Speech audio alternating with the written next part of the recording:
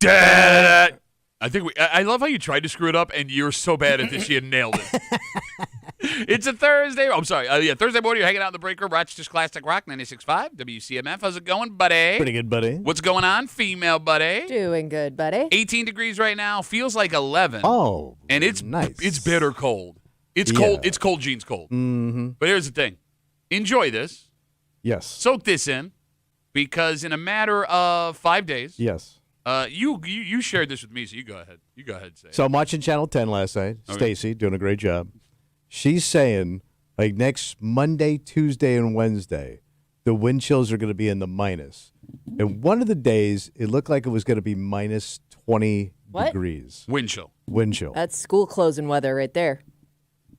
I didn't know wind chills could get to minus 20 degrees. I'm trying to think of the last time I can't remember the last time we had that kind of wind chill. Me neither. Should you leave the house at a negative? I guess 20? if you don't need to, don't. No, I'm because it's a shockingly. Let me try this. It's that weather where you may not have a choice because your car might not start. Oh, you got that problem. No, it's not that much a difference between 0 and if you leave the house, your skin will burn. Right. What it is, and I'm trying to remember what that number would be. Because I remember one time they told us the number when they don't let the kids stay out in the cold. But that was was the bus. And that was a really scary number. It was negative something. Yeah. But that was temperature. That wasn't wind chill, I thought. Oh, I thought it was wind chill. I thought it was like real feel. Okay. Yeah. Well, we'll find out. Because they'll both fry your skin, right? Yeah, I think so. I don't know. I'm not really. Yeah. No, you're the weather guy here in this room. I haven't been up to Yellowknife in a spell. And that's what the other weird thing is. There are people that live in places where this is just a common occurrence, a negative 20. Well, that's their degree. life. Yeah, I get it. What are you doing? Dylan Cousins. He plays with the Buffalo Sabres. He's from way out there. the Yukon. Oh. Yeah. They call him the workhorse from Whitehorse. But that, and he's just a normal guy. But you grew up with okay, I'm gonna go outside in negative 20 degree wind chill this now. This is your outside. What are you doing? And that was June. Now, I'm glad you brought this up because it actually transitions perfectly to something I want to talk about because it's been cold the last 3 weeks, brutally cold. And it's led to issues in my house with my kids. Wait, what? Well, so there's this new fun thing teenagers are doing. What's that? Where apparently they can't let anyone know they own a coat. Oh, they always go out. That's been a thing since the beginning of kids. Yeah.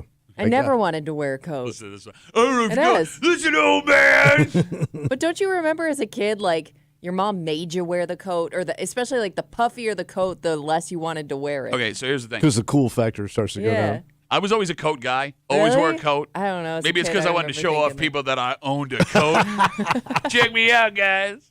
So my 14-year-old daughter, my oldest, gets off the bus yesterday. It's been the last 3 days. Yeah. She gets off the bus. I'm sitting in the house. She'll walk in, and she's literally shivering. Yeah. And I'm like, where's your coat? She's like, in my bag.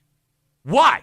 What good does the coat do in your bag? And then you'd also get kind of hot on the bus. I remember if the heat was black, so she probably took off her coat. So then put it on when you get. They got to walk, 200 yards to get back to the house and the bus stop. Yeah, if you're shivering. Yeah. Okay, so then she's got hockey practice every night for the last 3 weeks. She will try to wear just a T-shirt and sweatpants out of the house to go to hockey practice in 0 degree weather. Yeah. And every single time, she thinks she's gonna trick me, but okay, I'm getting in the car now. I can see you don't have a coat on. Yeah. Every single time I have to tell her, go put a coat on, and it's an argument. We're arguing about whether or not she can wear a T-shirt in 0 degree weather.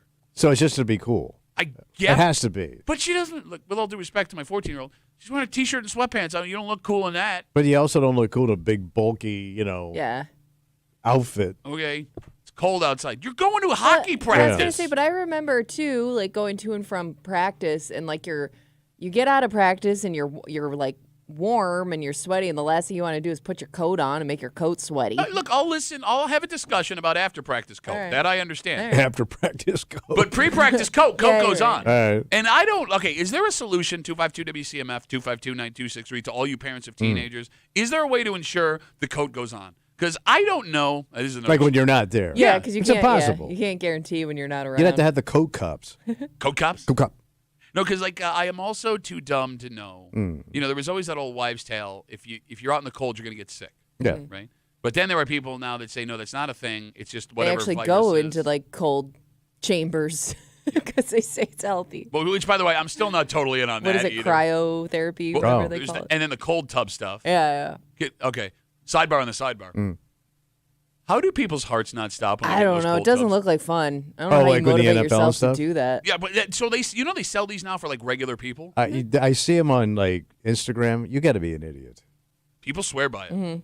I ain't doing it. Yeah, I This know is people how- like every day they do the cold tub plunge. I would think you get a heart attack. Like That's- somebody yes. my age going, like, have you seen like those old people that do the plunges? Like they do it every day. Like they're old and they go into like these bodies of water like in Michigan and swim, and they don't die. Why? No, not why. Is How? God not watching them? How? How is it better? Why infers you want them to die? Not one, but like if one did, God forbid, it would stop all these other gray-headed idiots from doing I it. don't think it would. They'd be like, "Oh, that guy was yeah. weak. Watch Yeah. me get the guy." I always thought one floater shuts everything down. Okay, so going back to what I was getting at, I don't know if my daughter not wearing a coat outside can get her physically sick. No, because I always thought you get colds from like other people. It's like it's like a bacteria Sure. or something, right? I don't think just because you're cold you get sick. But it's been so beaten into my head since I was a kid that, But that if was you- my mother, and yeah, that generation. Okay, I'm just asking a question. Bro, but they were idiots. Not like us. I would say our generation is a far more sophisticated idiot than my parents' generation. Fair statement. Yeah. Fair statement. No, We've raised idiot. I get that maybe she can't get a cold, but can my kid get sick if she's walking around with no coat? There's a reason coats I mean, I guess if you really, Well- get hypothermia. get a hypothermia. Yeah. Are you Italian or you just don't know how to say Hypothermia. Yeah, it's not like she's spending long periods of time outside. Okay. I don't know. I'm just trying to be safe, trying to be a good dad. And no parents figured this out yet. The coat thing. Yeah. So what's weird about the kid and coat thing even further, 252 WCMF again, we're looking at a negative 20-degree wind chill early next week. Negative 20-degree wind chill. It's still brutally cold. It's brutally cold outside this morning.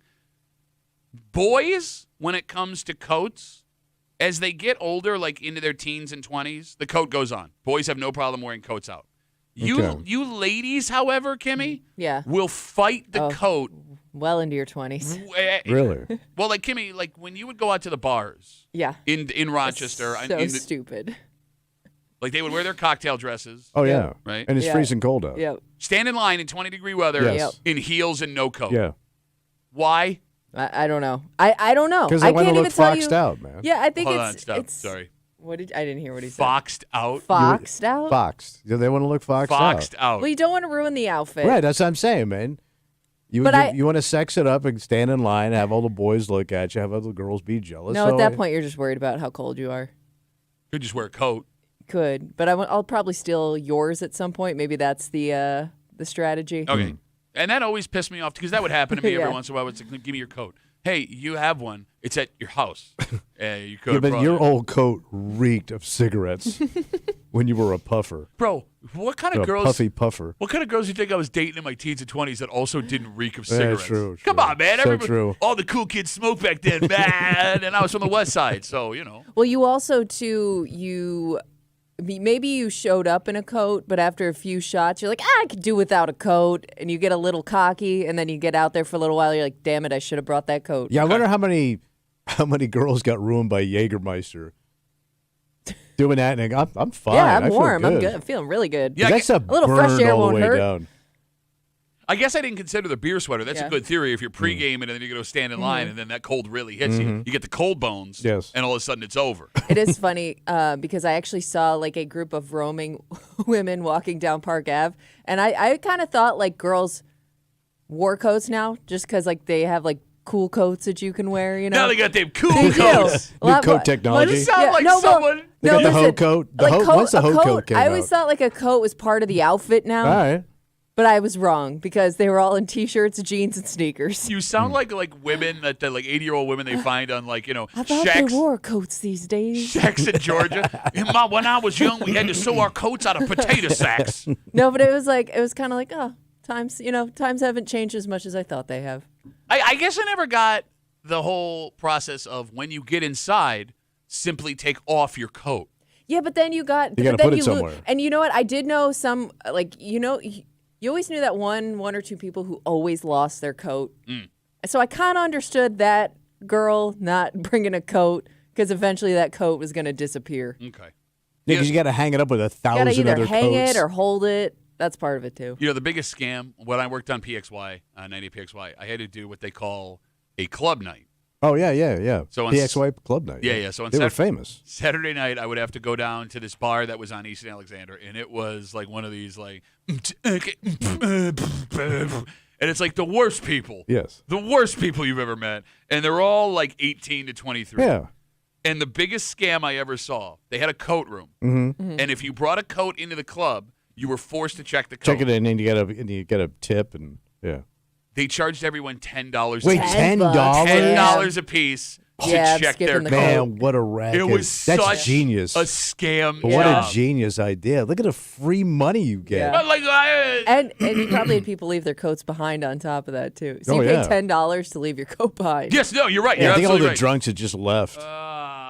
You know, it's funny as we break down like the no code as a kid thing, whether it's a teenager or going to the bar. There was one final ultimate level of cold party stupidity that we all participated in that you still can't wrap your head around. The winter garage drinking hangout. Does that still exist? I don't know, but I remember doing that as a kid. Just hanging out in the garage. So it would be like 30 degrees out, Yeah. right? And everyone would be like, let's go drinking. You know, somebody's parents are gone. So the or- garage is open. Garage is open. It's freezing outside, and we're playing beer pong or flip cup or just hanging out, playing music, smoking cigarettes, drinking in the garage. Yeah, and you're still going to be freezing cold. No, I know. Yeah. We were all freezing, Yeah. but nobody wanted to be that bitch that was like, oh, I don't want to do this anymore. Well, I guess you could smoke out there. Or Sit in you the house. could go outside and smoke Yeah. and then go back Yeah, inside. true. Right? Like, also an option. Mm-hmm.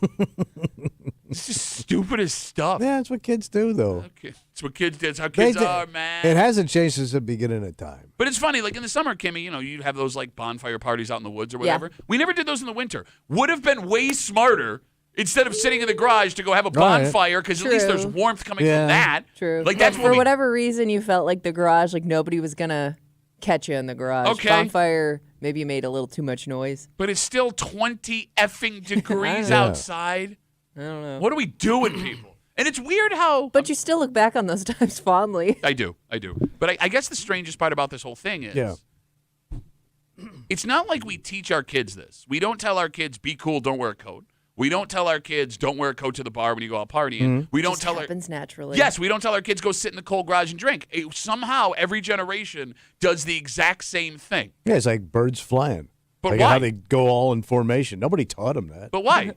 Why? It's just hardwired The in. way of growing up. So it's hardwired in for us to be Garage cold drinking? while partying? It's the same way, like, why do kids at 13, 14 turn into little a-holes? Well, that's hormones. But I think it's the same thing. And I think that all tied together. I think that But do you think we would have evolved to wear coats by now? yeah, like, I mean, think about it, man. Like the cavemen version of us, they died in exposure. Every generation is supposed to get smarter. Yeah, exactly. Like But I thought, like, but didn't they, like, make pelts and stuff and wear them? that's what I'm saying, right? Like somebody figured out, like, hey, man, I'm gonna die. I'm gonna kill this thing. And I'm gonna make a coat out of it, wear it Right. around. Like there were no cave women standing in line outside of the cave with Get into the club yeah, cave? with Club their cave? with their cave woman heels on, trying to be all like cave sexy. But when What? they're teen, like, old, like prehistoric guy, Yeah. did they have a teenager that refused to put on the pelt? Well, I doubt that because at that they'd be point, dead. yeah, the average life expectancy was like 27. Yeah, So that guy would have been the equivalent of like 70. Yeah, that makes sense. There is one thing that I've noticed, like teenagers, young adult women now do that I'm like, good for you. Like you need to stick with this and change it for the rest of us. Sneakers to the bar. Oh, I remember like we always used to wear like the stupidest, chunkiest heels and boots to the bar, and now like this, I see sneakers everywhere, and I'm like, good for you. Good for Right. you. You ditched the heels. yeah. To your point, both my daughters when they wear formal dresses, I never like see places- like younger people in The heels sneakers? anymore, unless like they're super dressed up. yeah, like the daddy-daughter dance I take my girls Yeah. to every year. They wear sneakers every year. Anytime I see like a woman like in a dress and sneakers, I always figure, well, what religion is she? 'Cause she's probably going to try to sell me their version of the Bible. No, that was unheard of at one point, but now it's everywhere, and I'm jealous. And it's good for two reasons. I mean, you bring it up that it's the girls are comfier. God bless you. Like you can walk without taking a spill. The other problem, and I don't know if you had this problem when you were younger. If you went out with a girl in the summertime who wore the heels, right? And then you got like back to her place and the heels came off, I don't know if it was just the women I dated.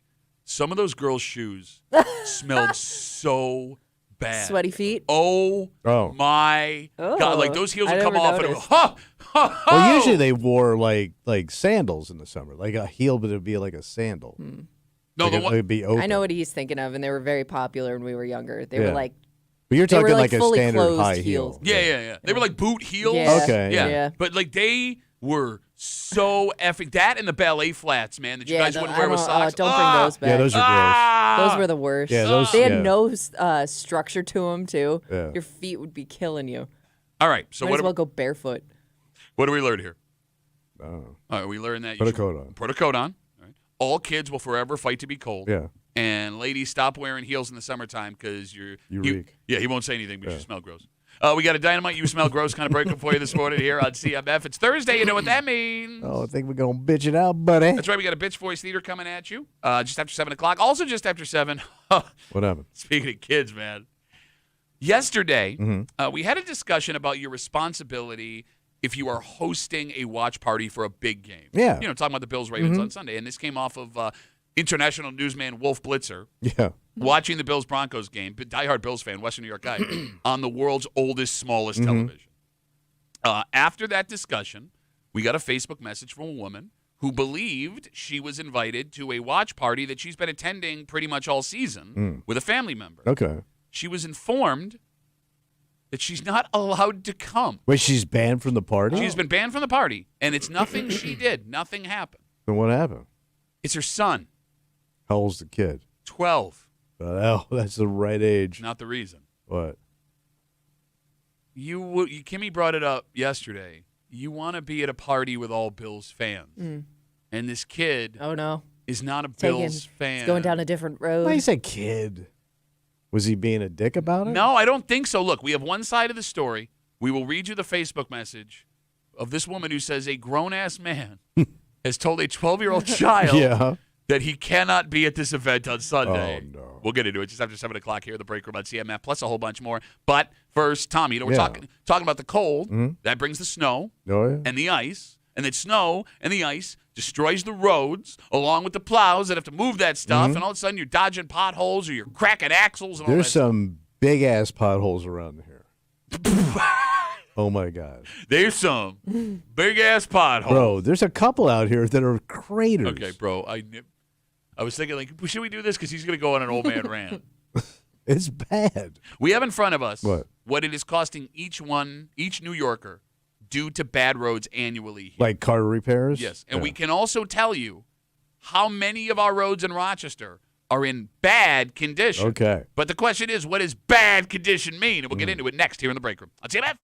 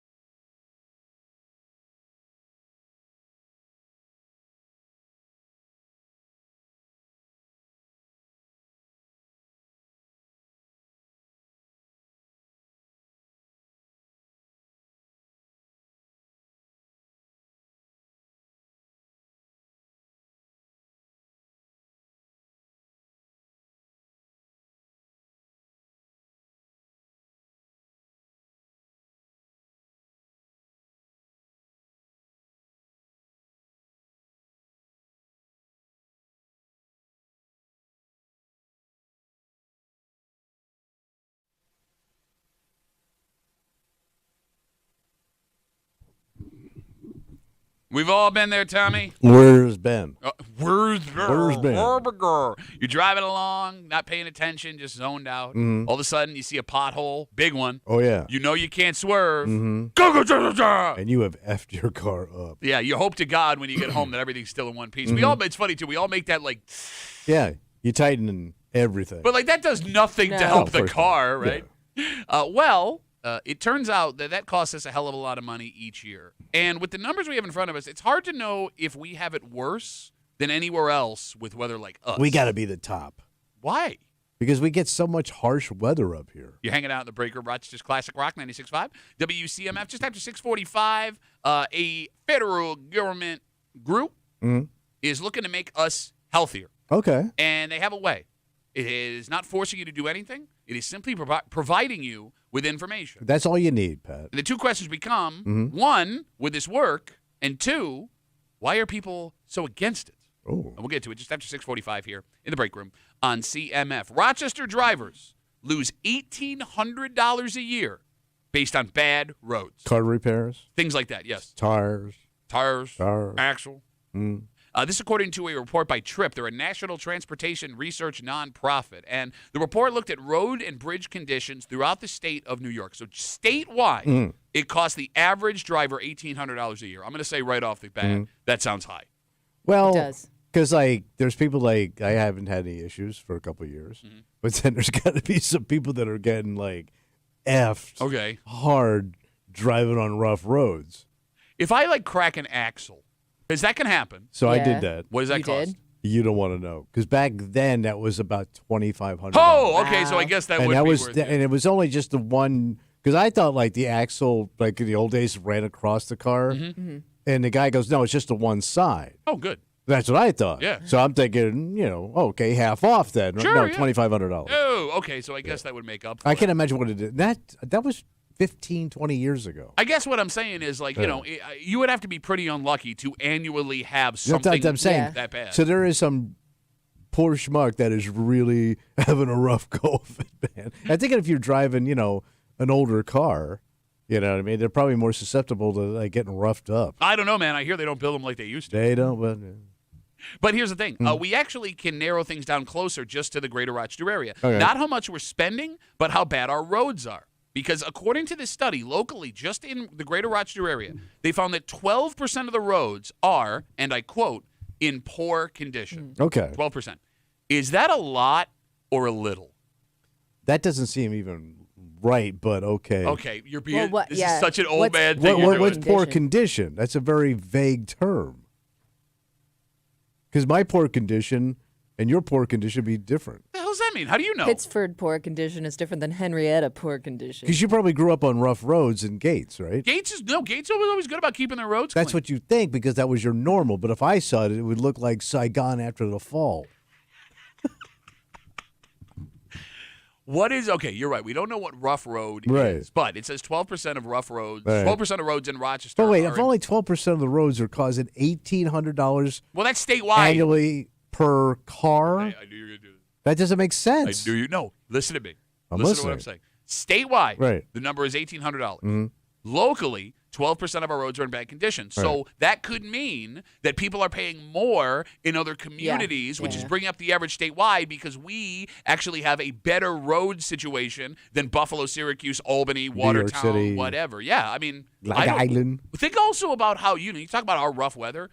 Like the North Country gets it bad. Your Watertowns, your Lake Yeah, Placid. but it's also pretty sparse up there. Oh, And I would also think just like the hillier the area, hillier. Yeah. the Up in hill country? Mount up in Hillier, hi- one of up my in the favorite hills, the mountains. mountains, like that's also just rough on your car in general, and then All right. add that winter weather and road conditions on top of that. Okay, I guess if 12% of roads are bad condition, it depends on how you say it. That's how you know it's bad. Because if I go, 12% of roads in Rochester are in bad condition, that sounds okay. If I go, Rochester, 12% of its roads are in bad condition. Yeah. That sounds really bad. Yeah, how you emphasize. 252 WCMF, 252-9263. Are the roads in the greater Rochester area actually in bad shape? I mean, are people furious about it? Apparently you are. Don't even get them started about the water department. Well, just driving around here when you come and go, it's bad. What do you mean by bad? Like potholes, the bumpy road? Like what do you mean It's by just bad? it's potholes. It's rough. I watched a homeless guy one guy just disappear. Like, it's funny when you ask him a follow-up question he can't give you. You got holes, and it's Because it's you rough. drive in front of the same road I do right here. It Yeah, sucks. I don't think it's that bad, to be honest. I with feel you. like they've actually fixed, like, because I take the inner loop every day, and it used to be pretty Oh. bad, but they've covered up a lot of those rough spots, so it's Right. been pretty smooth lately. No, she's right. Riding the inner loop back in the day was like riding the jackrabbit. Like, you're up and down, yeah. you're side to side, dodging things. Yeah, it was pretty bad. Okay, so we're probably never going to know Mm. how bad the roads in Rochester are for two reasons. What's We'll that? never get an accurate representation. One, the weather destroys the roads. Oh, around yeah. here, right? Like the freezing, the heating, then the freezing Right. again, and then you got the plows doing their thing, catching chunks every once in a while. It just happens, Sure. right? Part of living in a snowy area. And don't forget, we're also fatter now. Oh, for so God's we're sake. heavier people riding these roads. Our blub is also contributing to the pothole situation. Oh, it's a blub hole. Well, think of how heavy people are now compared to 30 years ago. We Well, yeah. got a lot of overweight drivers. Okay, first of all, That adds to it, bro. that's not a thing. But let's It is. let's go with that theory. You know, the cars back in the day were way heavier. No, they're about the same. No, they weren't. But there's more cars and fatter people. Okay, the second reason why we're never going to truly know if we have bad roads around here What's that? is exactly what you're hearing from the man across from me. Everyone loves to bitch about this, and you only remember when the roads are bad. Well, Nobody drives down a road and goes, I got to tell my friends how drivable this road was How today. smooth Yeah, this true. ride is. Like, have you ever gotten to work around the around the water cooler, and you're like, man, what a great What a road smooth ride experience. in. No, you see pothole, that's how you drive the same road I do every day. It is amazing, though, when you hit a smooth road, how nice it is. Shut up, man. Like So your why did ass, you talk- your ass doesn't cinch up. Why didn't you talk about that for 5 minutes? How great the smooth roads are. Yeah, where are you going with I also that? think it only takes, like, one nasty pothole for me to be like, that road sucks. Well, yeah. But, I mean, it does. No, I know, but it's one little tiny part of the road. I mean, it also depends on how you drive, because if you're someone that takes, like, main roads, Mm-hmm. odds are those are going to be in better shape than, like, your side roads, your Yeah. back roads, things like that, right? Because that's higher priority. Sure. 252 WCMF again. The state of New York, according to this study by Trip, the average New Yorker loses $1,800 a year thanks to bad roads. They narrow it down more specifically to Rochester. They say 12% of roads in Rochester are in bad condition. To me, that doesn't sound high. To Tommy, it's the worst thing he's ever heard in his life. Let's talk to Jay. Hey, Jay, how are you, buddy? Morning, guys. Yo. So I'm an Uber driver, and I drive across all the all the cities in the. I state. drive across all the roads. And no, I can attest the 12% number is way too low. The roads in Rochester are the worst roads out of the four major cities in upstate. He hits them all, bro. Buffalo, Syracuse, and Albany. I love how you go, you hit them all. If he would have disagreed with you, well, you ain't driving down that side of Rochester. So you're telling me, Jay, according to your humble opinion, Buffalo, worst. Syracuse, and Albany, way better road conditions than us. Yes. Now, for Buffalo and Syracuse, it's not way better, but it is definitely better. Okay, gotcha. All right, well, Jay, thank you for that very valuable information. We very much appreciate Open it. road, Jay. All right, talk to you later, All right, guys. there goes Jay. Yeah. I'm sorry. I wish I had more to ask Jay. Yeah. I'm out of questions. What do you want from me? There is one piece of information we have to share that also is one of those things where it's like, I don't know if it's a lot or a little. Mm-hmm. They also got into traffic and how much time we lose in traffic, and they specifically talk about Rochester here. Well, we don't have much traffic, though, do we? Compared to other, like, places. So I would think the same thing. Yeah. But this study says annually, the average Rochester motorist spends an extra 39 hours in traffic. Per year. Yeah. All right. 39 hours, almost 2 full days without sleep in traffic annually. So what does that break down like a 5-day work week? All right, so let's see. 39 hours, 52 weeks a year. That's like, what, 7 hours a week, 8 hours a week? So it's an hour a day. A little over an hour a day in Right. traffic. No, Yeah, it'd be half less. hour Like to and from. 45 minutes. That sounds about right. 45 minutes a day in traffic? Well, I mean, if you're going to hit rush hour, that would make sense. Okay, I so guess. 39 seems hours. high. Well, no, because if you're going to and from, Yeah. Oh, I see what you're saying. you know what I mean? And Yeah. then you got to drive down Jefferson Road, Yeah. Ridge Road to get lunch or something. Okay, I get. Wait a minute. That So- doesn't sound too bad. But when I you mean, s- nobody likes traffic or being stuck in it. But when you see the number together, Yeah, like I that's know. 2 full Two days full a days year. I'm Yeah. wasting. Man, imagine living in a place like Atlanta, New York, L.A. How about No. Long Island? Yeah. Long Island's got to have some of the worst. It does, man. Did you read a book last night called Things Old Men Yell? Houston, though, has the worst traffic I've ever seen in my life, and that was 30 years ago. Well, yeah, it's because they got that horse lane. Yes. Why? 252 WCMF. Let's talk to Jeremy. Hey, Jeremy, how are you, buddy? Your math is great this morning. I'm here to help you. Thank you. That's 9 minutes a day. That translates to. Because 39 Whoops. I heard 40. I heard 45 minutes a day in the break room. So are you sure? Each way. Yeah. And that doesn't count lunch. 45 minutes per week. That's- 9 minutes per day. Close though. I was close. Okay. You were close. Let's put this in perspective. If you were to drive 60 miles to Buffalo, 12% of that would be 7.5 miles. So imagine driving 60 miles on a road and 7.5 of it are crappy, are terrible. Would you think that is good, bad, indifferent? Okay, I get what you're saying, but I think that argument is a little bit flawed because if I'm driving 60 miles to Buffalo, I'm doing that in an hour. If I'm driving 60 miles in the greater Rochester area, that's probably taking me 4 hours based on like where I'm going, speed limits, things stop, like that. go, You know what I'm getting saying? out. Understood. I'm just trying to basically put it in perspective for people. I get As you. a person who every day who drives to work takes highway, city roads, and suburban roads, I would say 12% is probably pretty good. Because when I'm on 390, you got the occasional pothole here and there. But the city roads that I'm on, I mean, they're not well maintained. I don't know how anyone in the city makes it to work on time because if their streets get plowed, fantastic. But some of them look like the moon.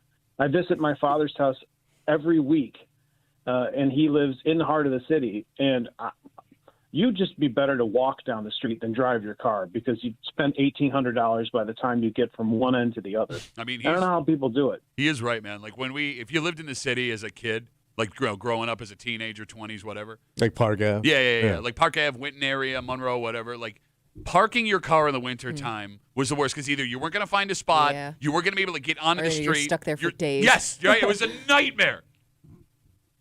Tommy, you're better in the mix this morning. Congratulations. We got the piece. It sounds better, right, Hey, Jeremy? Right? look We're at that. good. We're getting there. We're getting there. All right. There we go. Professional radio, ladies and gentlemen. All right, let's take a break.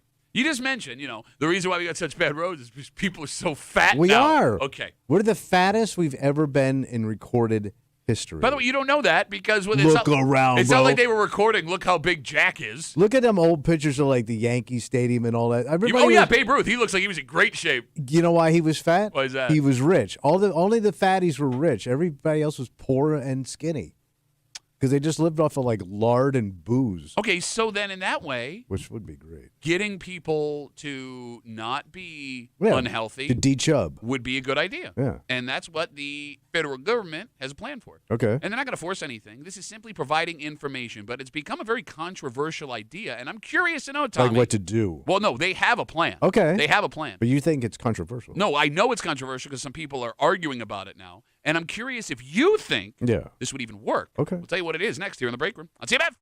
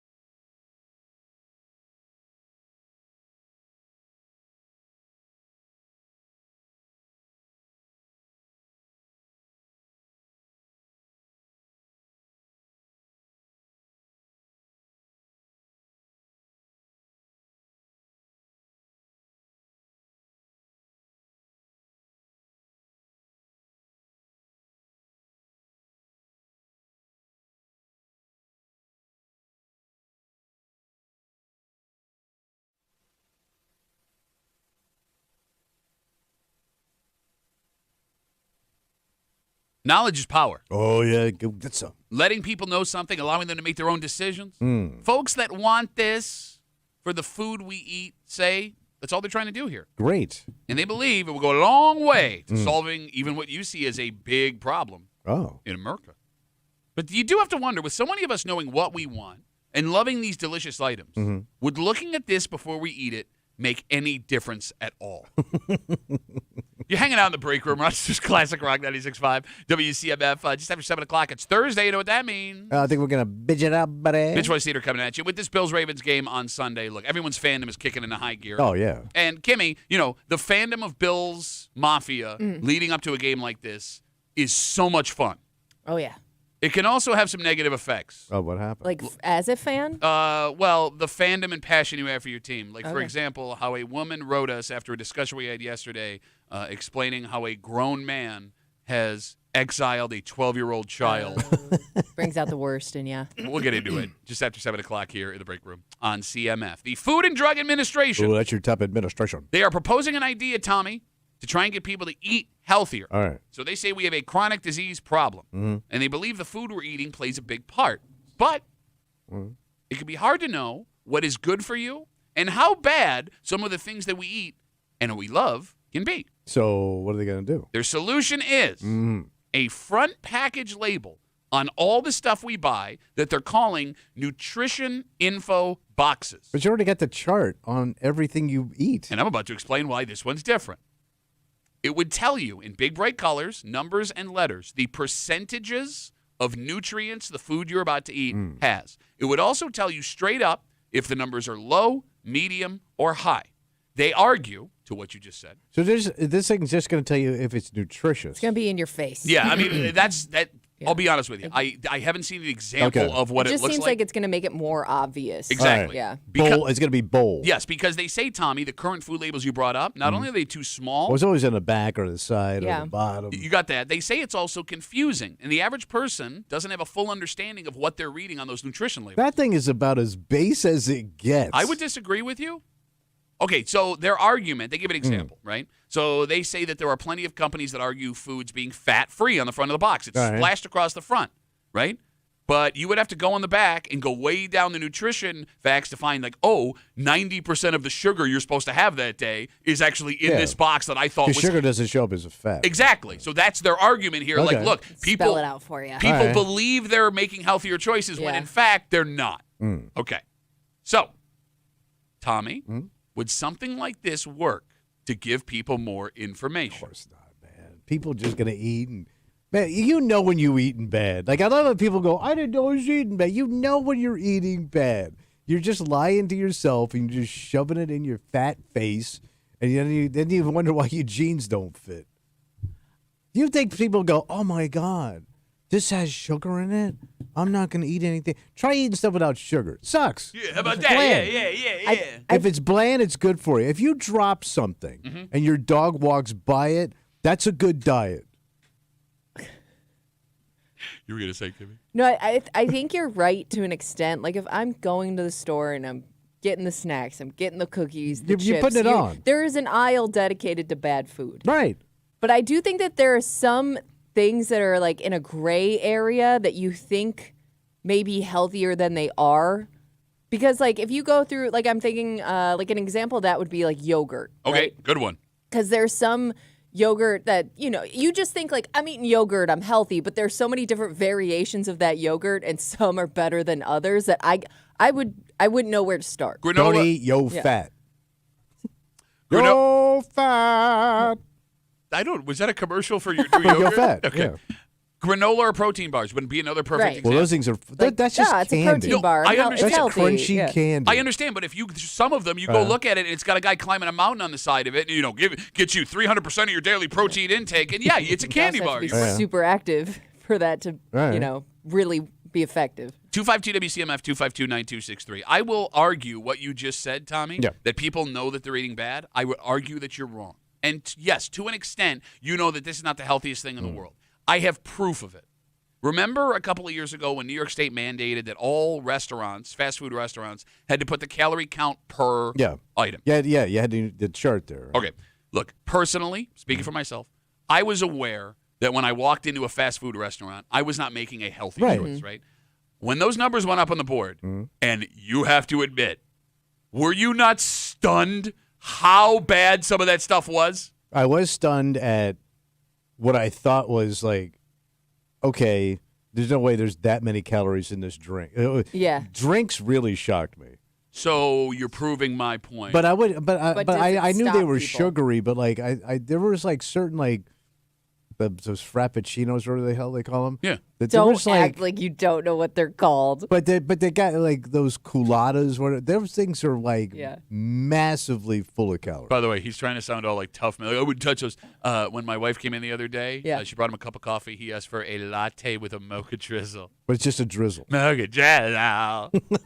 No, but like you look at like a hamburger, right? Like Yeah. whatever the hamburger is for that restaurant you walk into. I didn't know that was so bad. I knew it was bad. Yeah. I didn't know it was that bad. All right. And then even like the things you think are healthy, right? Like the salads you would get at a fast food restaurant. You look at those things on the board and it's like, holy crap. But like in a country where you have so much access to information that if you really cared, you could look it up at any time. Uh-huh. We don't. You're not going to, and you're not going to look at that bold label. You're going to eat past the bold label. No, but that's the argument for the bold label. And you're right. There are going to be people that say, see it, don't care. You're right. We have access to all the information. We don't look it up, which is why the label being right in front of your face would be a difference maker potentially. Here's what you got to do. And the cigarette companies figured it out. Like, not the companies, but to get you off of the cigarettes. They show you the grossest cigarette ads on the planet. So it's funny you say that. So, Hold on. I- Because I'm sorry, I don't mean to cut you off. 252 WCMF 252-9260. We're talking about the FDA. They are proposing an idea called nutrition info boxes. It would be a big, bright thing on the front of all the food we buy, bright colors, numbers, letters. It would have the percentage of nutrients the food has, and it would tell you straight up if the numbers for these nutrients are low, medium, or high. What you are describing with the cigarette companies, yeah. they're called shock labels. Oh, but they're gross. They had the ads, the billboards. Yeah. They're the nastiest. So that has been a proposal from some people outside the FDA, is to put shock labels on some of the foods that can hurt you the worst. So they did this in Canada with cigarettes. Yeah, right. Yeah. So if you've never bought a pack of cigarettes in Canada, when you buy a pack of smokes, it has the warning that we have, and then it has actual pictures of things like Really? cancerous tumors, Yeah, teeth, lungs. teeth Oh, that are wow. rotting. Right, yeah. One of the How do they pictures. fit all that on the little box? The whole box, one Yeah. side of the box is the picture. Okay. But one of the pictures is like a cigarette ash that it's limp to let you know that you can get impotence from smoking too Okay. much. And folks are arguing that we should put those shock labels on some of the worst foods. I'm saying run those TV ads right around the dinner hour like they do for smoking. Because you sit down and have dinner, you have the TV on, Yeah. you're going to get grossed out, man. Like that one dude, he's spitting up. This guy's dying. You know, they're rushing him to the hospital. Okay, So so- you got to show that with fatties. Okay, so you you got to got- show like a big fat guy on the couch. Yeah. And he's literally picking up whatever dropped out of his sub off his hairy chest Yeah, and but- putting it in No, his mouth. but That I would wouldn't be work. doing that during that commercial. Yeah. That wouldn't work because you'd look at that and be like, well, at least I'm not that guy. But you are. But you're not, because they're going to, like you said, they're going to show like the most extreme. You got to show a big fat cases- guy eating over the sink. And you don't think that you relate to that person, so you don't think I would never get to that point. It worked for the you know what I cigarettes, mean? man. Well, no, Kimmy, he may be onto something here because he's right. Heart attack, guy having a heart attack. Like if we do it for the bad things, like it worked for the cigarettes, okay, that's a good one. Like maybe we do that for the food, the commercials, and then because of the research that was done while we were on vacation, the FDA 2 weeks ago came out and said that all alcohol can cause cancer. yeah, right? yeah, Okay. yeah. So we'll do the shock commercials for the cigarettes, shock commercials for the food, and then because we're trying to keep everybody, like you said, healthy, then come the shock commercials for the alcohol. They do the DWIs. No, and no, all no, that no, no, no, stuff. no. You said No. shock commercials. Yeah, they showed You know, a guy crashing a car. picture of a drunk ass dude or like or a guy Liver going cancer. liver cancer going through DTs, Yeah, detox, yeah. or all that stuff. So you'll sit and watch that while you have your scotch in your hand. They'll probably do it. They won't, and and they won't do it for the food either because no television media company is gonna. Well, think What about Oreo's not gonna buy ads right before the guy dying of There's- Oreos. So what idiots of them were lost. what's the show, My 600-Pound Life? Yeah. Is that what it's Yeah. called? Yeah. How many people sit down to watch that while eating something unhealthy? I did. I was That- 300 pounds, stuffing my face Yeah. with food, watching my That's what I 600 mean. Like, pound you life look going. at that and be like, what an "Ugh." extreme. Like, you just So think, there's like, nothing works because everybody wants to eat. I love how the second we turn the mirror Yeah, on him yeah. with alcohol. Well, you know what? You're right. Nothing Nothing. works. What can we do? are you gonna What can we do, What people? can you do? So your argument is then, with all this stuff, don't try anything. Let people keep going. I don't think it's going to work. Okay. Because look, man, we've gotten like exercise videos, diet supplements, all that stuff, and we're getting fatter. Like there isn't like a shortage of gyms or supplements in this country, and we're getting fatter, But which tells us we like to eat, man, and everything. Food is like almost entertainment now. I would argue the information we get is never complete. Mm. And I say this as a guy who did not have information that was complete. I told you guys, when I was a kid, I thought pasta was a health food. I'm not making Well, this your up. house it kind of was. No, but I mean, like, At least it was warm. Kimmy, we got taught the food pyramid back yeah, in the yeah, day. you're supposed to have. You could have a ton of servings of bread, grains, pasta, The whatever. bottom of the pyramid Yeah, was yeah. all spaghetti. Yeah. Eat the most of this. Right? Like, Yeah. so I didn't know, and my parents, we didn't have fruits and Yeah. vegetables in the house, right? Like, I didn't know. And it wasn't until, like, I actually, like, was like, okay, I should Load probably up. find out. But people don't have time to do that. All right. Right? And if I'm walking through the grocery store and I got 20 minutes before I got to get my kids to soccer, I do think something bright in my face would be better than what they have now. And will Have you- will your kids eat it? Well, bro, it ain't a restaurant. You're going to eat what I put in front of you. I know, but kids, they want to eat the fun Sure. stuff. Eventually, you're going to get starved out. Oh. You know what I'm saying? It's All like, right. it's like a Starve them out. it's a hostage situation. You're going to eat eventually, so it's going to sit there till you're ready. Well, I was just thinking because there are a few restaurants and places that even if they don't put the calories next to the menu item, they'll put like healthy choice Yeah. They put a or little heart something like there. that. So have you ever been between two things and you're like, well, that one's got the healthy choice next to it, so I'll get that. I also assume it's still bad for me because it's at a restaurant. Yeah. Oh, It's full of probably. salt but and you feel a fats. little bit better about it because there's a label bitch. there that says this might be healthier. Yeah, for I you. know. You look, I've done it. I've Yeah. done it. If you eat out at a restaurant and you have a meal, you've eaten a stick of butter. Shut up. You Shut have. up. You've Shut eaten up. it. And that's just a salad. You know, for an alcoholic, you sure don't want anyone else to have any more fun. Let's take a break. It's Thursday. You know what that means? I think we already started bitching it out. Yeah, because you're being the world's biggest bitch. Look at you, man. Well, give me a big bold label and I'll do it. Yes, no, I'm not That's saying a bitch. You're a label bitch. Oh, you want information? Shut up! He ain't gonna read it. Bitch Was Hater coming at you. And with this Bills game on Sunday, it's so much fun around Western New York when these big Oh, the games are coming. excitement. Right, the hope is there. Oh. And just fandom takes over. Anticipation. You know, the overwhelming majority of the time, the fandom is great. Mm-hmm. But every once in a while, it can cause people to do things. Oh no. We had a discussion yesterday, and we'll recap that discussion. Yeah. And right after it, we got a Facebook message from a woman who was anticipating watching the game here on Sunday. Not here, but at this place. Yeah. She will not be going because she was informed she can't. And it has nothing to do with her Yeah. and everything to do with, I said 12, I'm sorry, I'm looking at the Facebook message now, 13-year-old son. And I we'll- can't believe this. Well, here's the This thing. is horrible. All right, man. look. What? Guy's a dick. Yes. Guy's a dick. But, He's a kid. but we'll get into it next here in the break room. Let's see about.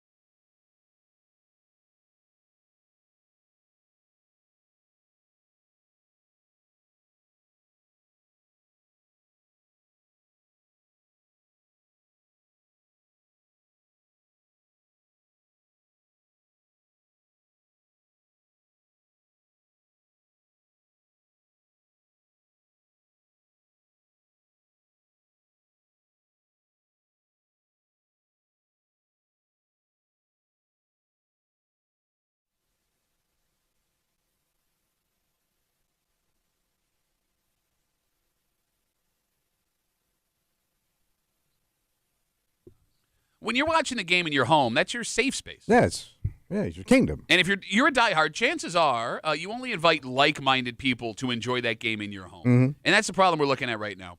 Because this woman, she seems very angry with a family member after what he told her thanks to her son. And here's the thing. It's really hard to defend this guy. Yeah. He may be indefensible. But you're hanging out in the break room, Rochester's Classic Rock 96.5. WCMF, we'll get to that in just a second, but it is Thursday. Yeah. When you want to hurt someone in this room, you can't call them short or stupid or say you really enjoy their formal moccasins. Bro, those look like every pair of Native American shoe I ever saw These in a are museum. so comfortable. Are Man. they? Yeah? They're like a slipper, like a waterproof Waterproof? slipper. Ploof. What's your Native American name? Runs with caution? You got to really hurt someone. Something along the lines of... I'm Pat Duffy. My Native American name just runs my goddamn mouth all day. Because Bitch.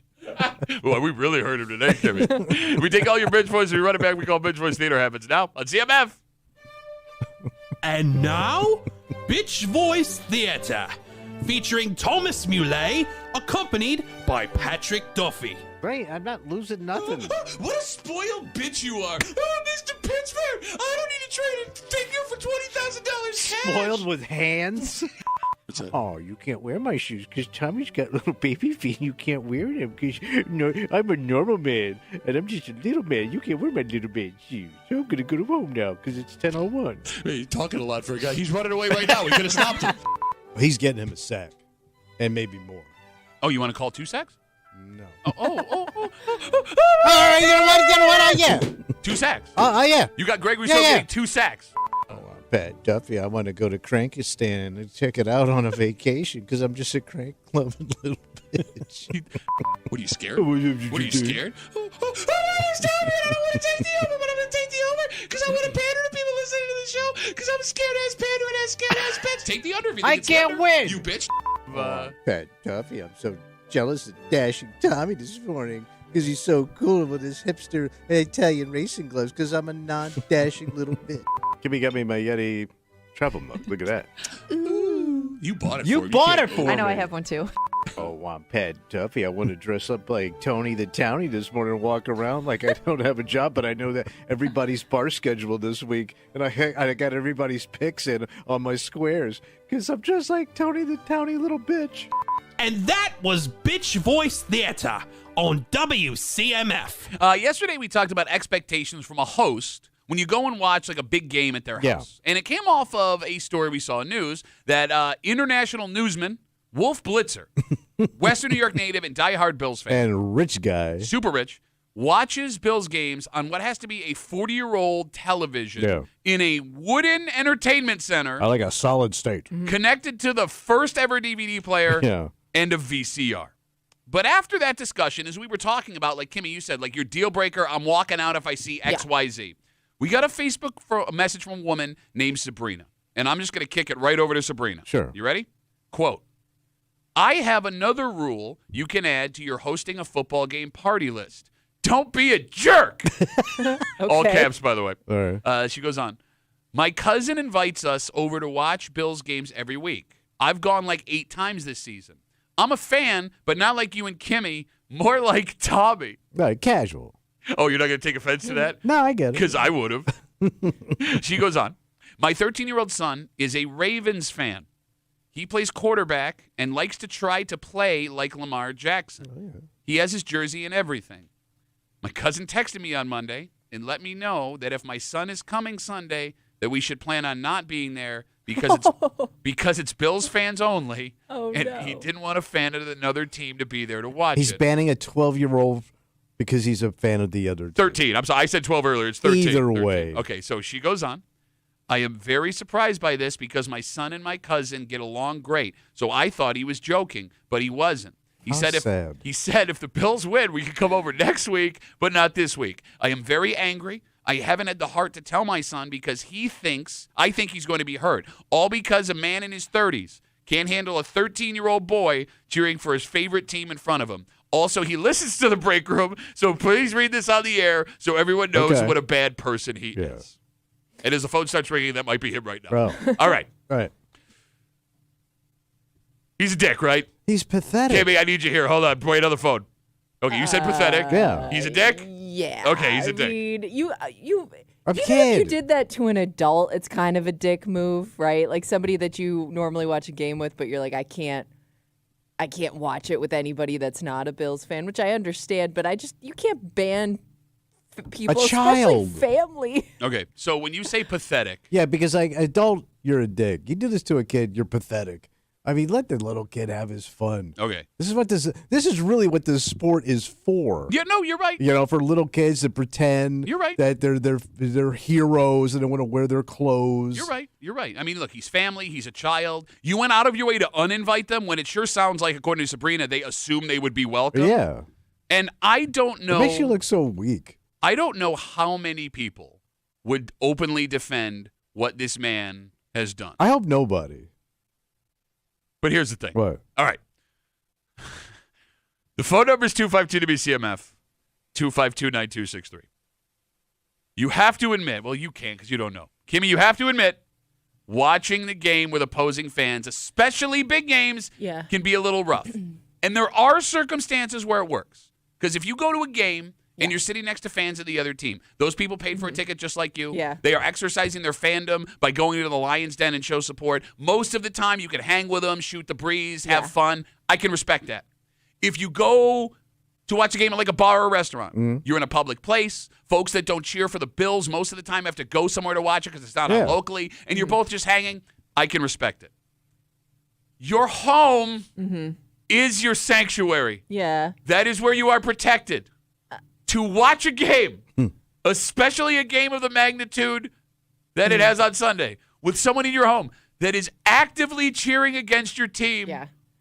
would be really hard. As a and kid, especially, though. well, yeah, but especially as a kid, because if you gloat and you're kind of a dick when your team's doing well in front of an adult fan, you don't feel that bad about it. But when this happened to me when I went to the Bills game this season, I was standing next to a family, and all the kids in the family all had Bills stuff on, except for one kid. I don't know if it was their son or like their son's Adopted child. buddy, but I was standing right next to the kid who had to be under the age of 10 in a Miami Dolphins shirt. And I'm like, I felt bad, like celebrating, because this little kid was just having his world torn apart.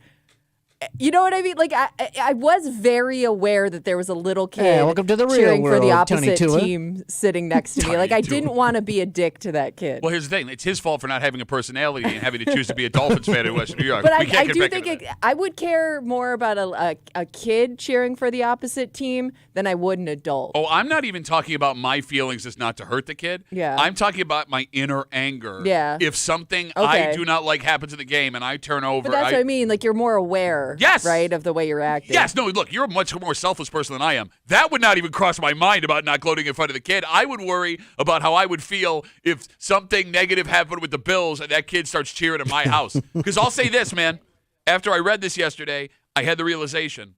I do not believe I have ever watched a game in my home with an opposing fan. Really? Like where the team that we were playing, that person So was cheering everybody for was them. on the Bills. I do not believe that's ever happened. All right, listen. Would I be a dick if, let's say, I went over to your house Yeah. and one of your nieces or nephews was a fan of the opposing team, Okay. and I kind of goaded them on the side to like amp it up a little bit? Oh, yeah, of course. Yeah. Would that make me a bad person? Yeah, it would make you a horrible person. Because I would enjoy that entertainment so much. And I would enjoy throwing you out of my house. You wouldn't know. You wouldn't know. Of course I would know. No. Bro, you have the subtlety of a hurricane. 252-WCMF, 252-9263. Off a discussion we had yesterday, and I wish she would have called during the break Yeah. so we could have talked to her about it. Sabrina, long story short, she says she's a Bills fan, but and I quote, more like Tommy, a casual Bills fan. A girl fan. Says her 13. Just say girl fan. That's what you want to say. I know that. I'm using Sabrina's quote. This is what Sabrina wrote us. What do you want from me? She's got a 13-year-old son who's a Ravens fan, says he plays quarterback, idolizes Lamar Jackson, got the jersey and everything. They go to watch Bills games at her cousin's house. Monday, she got a text from her cousin saying, hey, listen, if you were planning on coming, don't come because of her 13-year-old son. Said he didn't want a fan of the other team in the room. She thought he was joking. He is not. She is furious. Also, he listens to the break room. So if he is hearing this, she wants you to know you are a bad person. Ooh. She did not include his name. 252 WCMF. You think he's pathetic? Yes. Kimmy, you're a little more sympathetic, but you still think he's a dick. Yeah, it's a dick move. Mike's on CMF. Hey, Mikey, how are you, buddy? Major douche. So he's a military douche. He's a major douche, and this is what I would do if I was her. What would you do? I'd call up a place like Tony D's or somebody like that, get a huge catering going, all this food, and I call everybody that's invited to his house and say, you don't have to do nothing. Come to my house, watch the game, food, booze, but don't invite him. Fight his family, his wife, his kids, and tell that a-hole he's got to stay home. Yeah, but There then I you got to go. watch the game with a Ravens fan. I'm I still had going. to spend $500 to prove a point to have some high-end do Italian it. joint cater my party. I would do it. All right, Mike, who's your team, bud? Buffalo. Okay, you're a Bills fan. Die hard? I'm pretty strong. I would not crazy like some, but yeah. Okay. I would say So you could sit in your home with a member of the opposing team's fan base and enjoy yourself. Yes, I could do it. No Okay. problem. All right. I'm not judging. No problem. Much? It's a game, for God's sakes. Yeah, man. We got Mike says throw your own party. Okay. Hey, Stick Mike- it Your to own him. party. All right, Mike, thanks for the call, buddy. Have a good rest of the day. I'm going to teach you a lesson, man. Now you're going to have to watch the game in peace. Yes.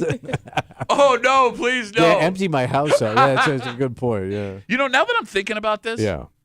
I think having to watch a game with a 13-year-old opposing fan might be even worse than a grown-ass Why? fan. Okay. That's what I think too. I think it's more the delicate balance of how am I supposed to treat this kid. Not even that. Okay. All right, look, adults can read a room. All right, look at me. Most adults can read a Yeah. room. Like, if you're watching a game surrounded by fans of another team, you're probably going to keep it cool unless you know them really well and you have a history of busting each other's balls. Like, I've been invited into somebody's home. I don't want to ruin your experience by Yeah, being a all dick, right. right? A kid may not have the ability to do that, and they shouldn't. They shouldn't. Especially if they start getting attention. Yes. Yeah. And look, here's the thing. Even past the attention thing, whatever. Being a kid and cheering for your team is one of the great pleasures of being a human being. Yeah. Right? So that kid should be loud and excited and enjoy every moment of it. But here's the thing, man. If things aren't going well for me, that 13-year-old kid, that's going to eat at me, man. That is going to eat at me. Do you think the kid would pick up on it?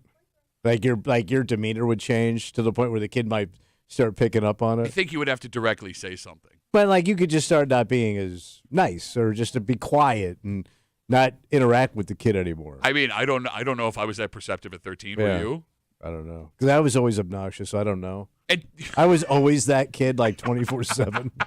and think about it, too. You'd be so excited that your team was doing well, you may not even if you were that perceptive, may not notice Yeah, you'd it. be oblivious You for know what sure. I mean? 252 WCMF, 252-9263. Let's talk to this guy. Sabrina's cousin is not getting any help from anybody No. here. Steve's on CMF. Hey, Steve, how are you, buddy? Morning, guys. How are you? Yo. Pat, to your point earlier of your house is your sanctuary, Yes. Yeah. the part that I would have a problem with where this guy is maybe thinking a little deeper than we're giving him credit for, he can't, because this kid is at an age where maybe the Bills are doing great and this guy in his own house wants to gloat. He feels like he can't because here's this kid, his whole world is crumbling because he's only 13. And then on the flip side, if the Ravens are kicking the Bills' ass, I know if I'm a Rabbit fan, I'm going to want to F-bomb. I'm going to want to mother hucker. I'm going to want to say some other words that rhyme with mother hucker. And here's this kid, his mother maybe's like, hey, you know, my son's here in the house. I have trouble with my 80-year-old mother coming over to watch games. I want to be a freaking filthy mouth when something bad happens and she gives me crap, and I remind her very quickly, hey, Ma, remember a long time ago when you said, someday you're going to have your own house and you can do whatever you want. You I'm the lie. captain now. Man.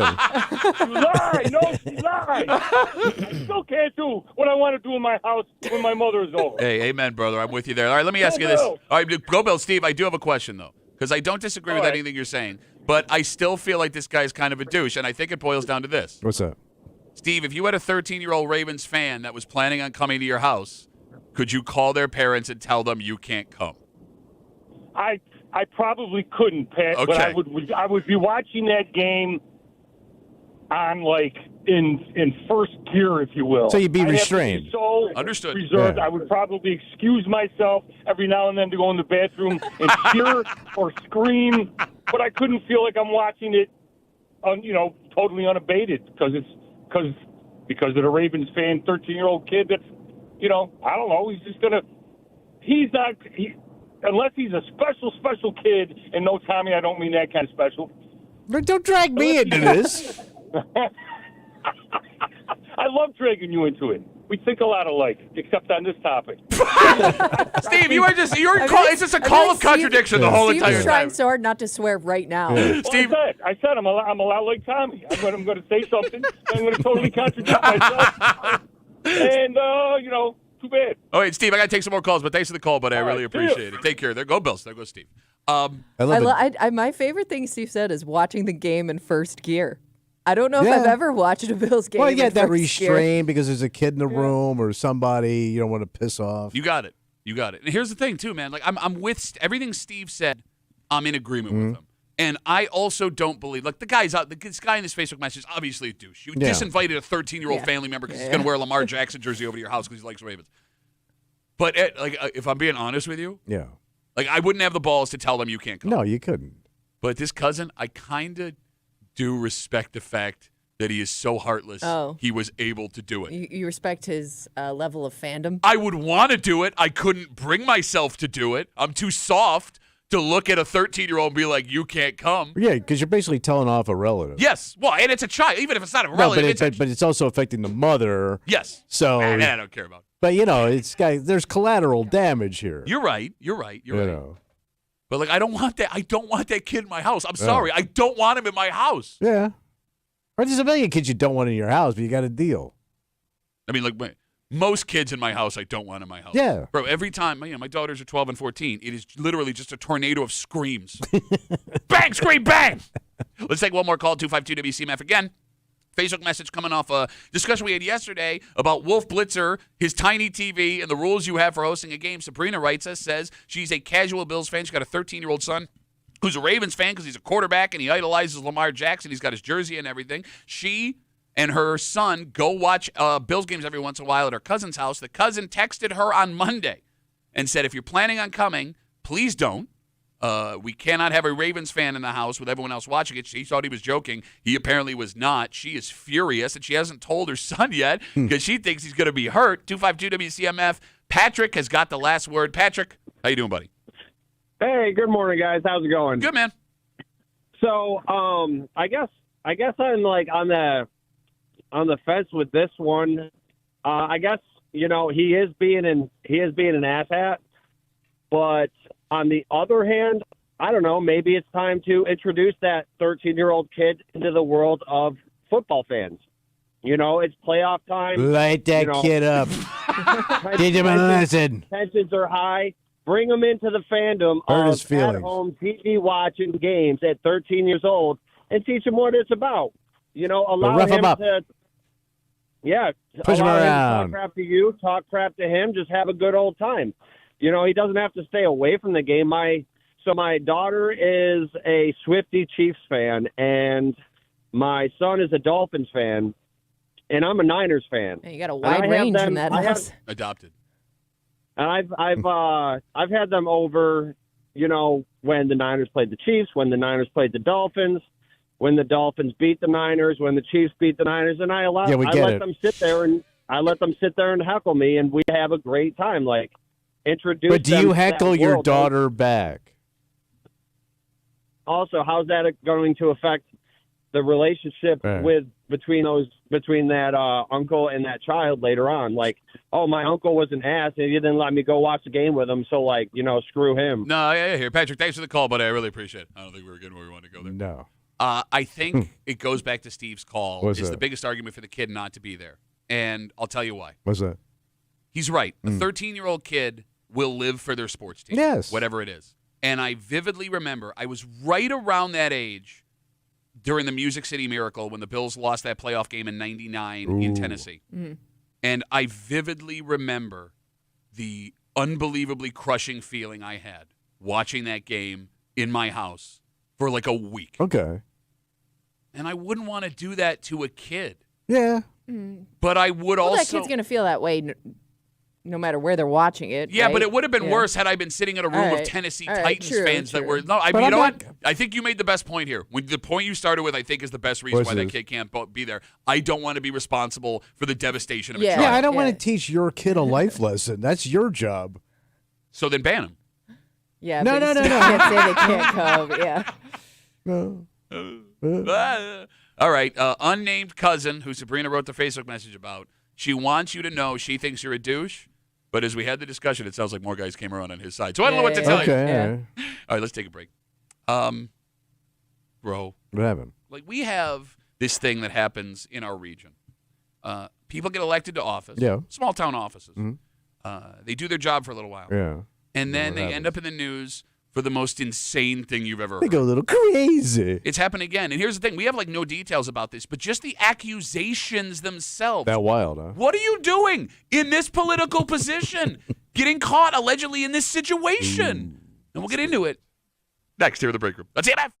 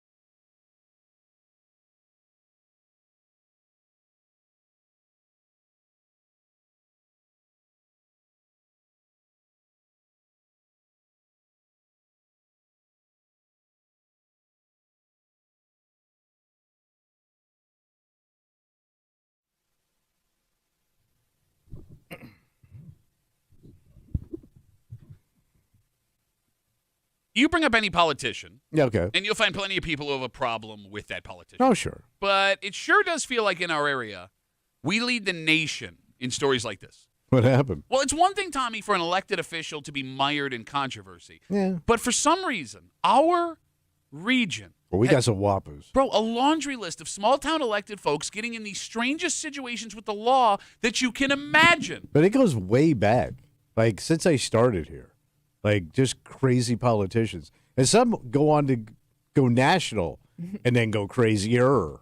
Well, guess what? But It happened again. what happened now? You're hanging out in the break room, watching this classic rock, 96.5. WCMF. We'll jump right into it. We've got a situation out in Waterloo. What happened in Waterloo? 2 high-level town officials have been arrested. Wait, they're locked up? Well, okay, arrested is not locked Okay, up. all right.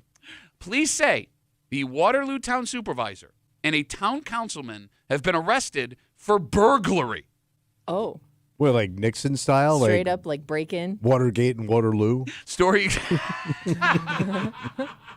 Story in the Finger Lakes Daily News says back on March 25th, the pair, along with a third person, a woman, entered the Waterloo Highway Department and caused damage to the property inside. Wait, they tore up the What? place? It just says caused damage to the Okay. property inside. Here's the thing. Those are all the details that were released. So it doesn't say they stole anything. Does not say they stole anything. They're just being charged with They were- burglary, not all right, larceny. okay, all right. Okay. All the details we have are there. But this town supervisor and the town councilman are facing serious trouble. Both have been charged with felony burglary. Ooh. They're facing felonies. So Don Trout, who is the town supervisor of Waterloo. Trout as in the fish? Yep, quick sidebar. Don Trout is the most town supervisor Oh, of yes. Waterloo name I've ever heard. Yeah. From now on, I'm going to be disappointed with the next name of the supervisor of Waterloo. Yeah, all your names should be linked to water. Like when he was born, when Don Trout was born in the hospital in Waterloo, they gave him a blanket that said future town supervisor of Waterloo. But he's been in that role, Don Trout, since 2018. Oh. So he is an experienced Yeah. public servant. Yes. And as bizarre as these charges are, there are a couple of things that make this story extra strange. First off, the state police say this happened all the way back in March. Oh. It's like 10 months ago. Yeah. Yeah. Why are we just seeing these charges now? Hmm.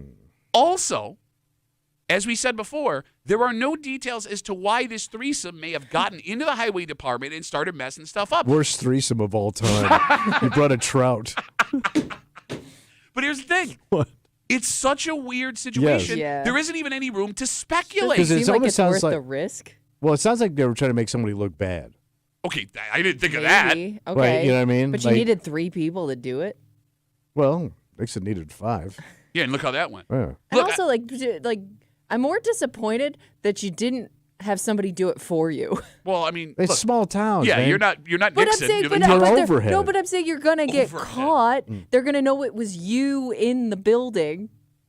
So are they saying they got caught like in the act, or they traced it back to? I have no idea. Because it would be so much more embarrassing if you got busted while you were effing with the copier in the office. You know what I mean? Like if you got caught in the moment. I mean, look, I don't know. The only details we have is that the Waterloo town supervisor, a town councilman, and a third person, a woman, were arrested after police say back on March 25th they got into the Waterloo Highway Department and caused damage to the property inside. That's all we know. Okay. I mean, I guess if you wanted to speculate, we could. What you said could be a personal Like issue. with political somebody. sabotage. Okay, now you're getting real. But you would think they It's amazing how your would brain have works. something Waterloo, about that. Watergate, I know, same I thing. know. Country sabotage. I mean, it could Comes be with grits. It could be a weird prank gone wrong. Could be. But that's a hell of a prank. Yeah. I don't know. It's small town stuff, Kimmy. I'm sorry. Go ahead.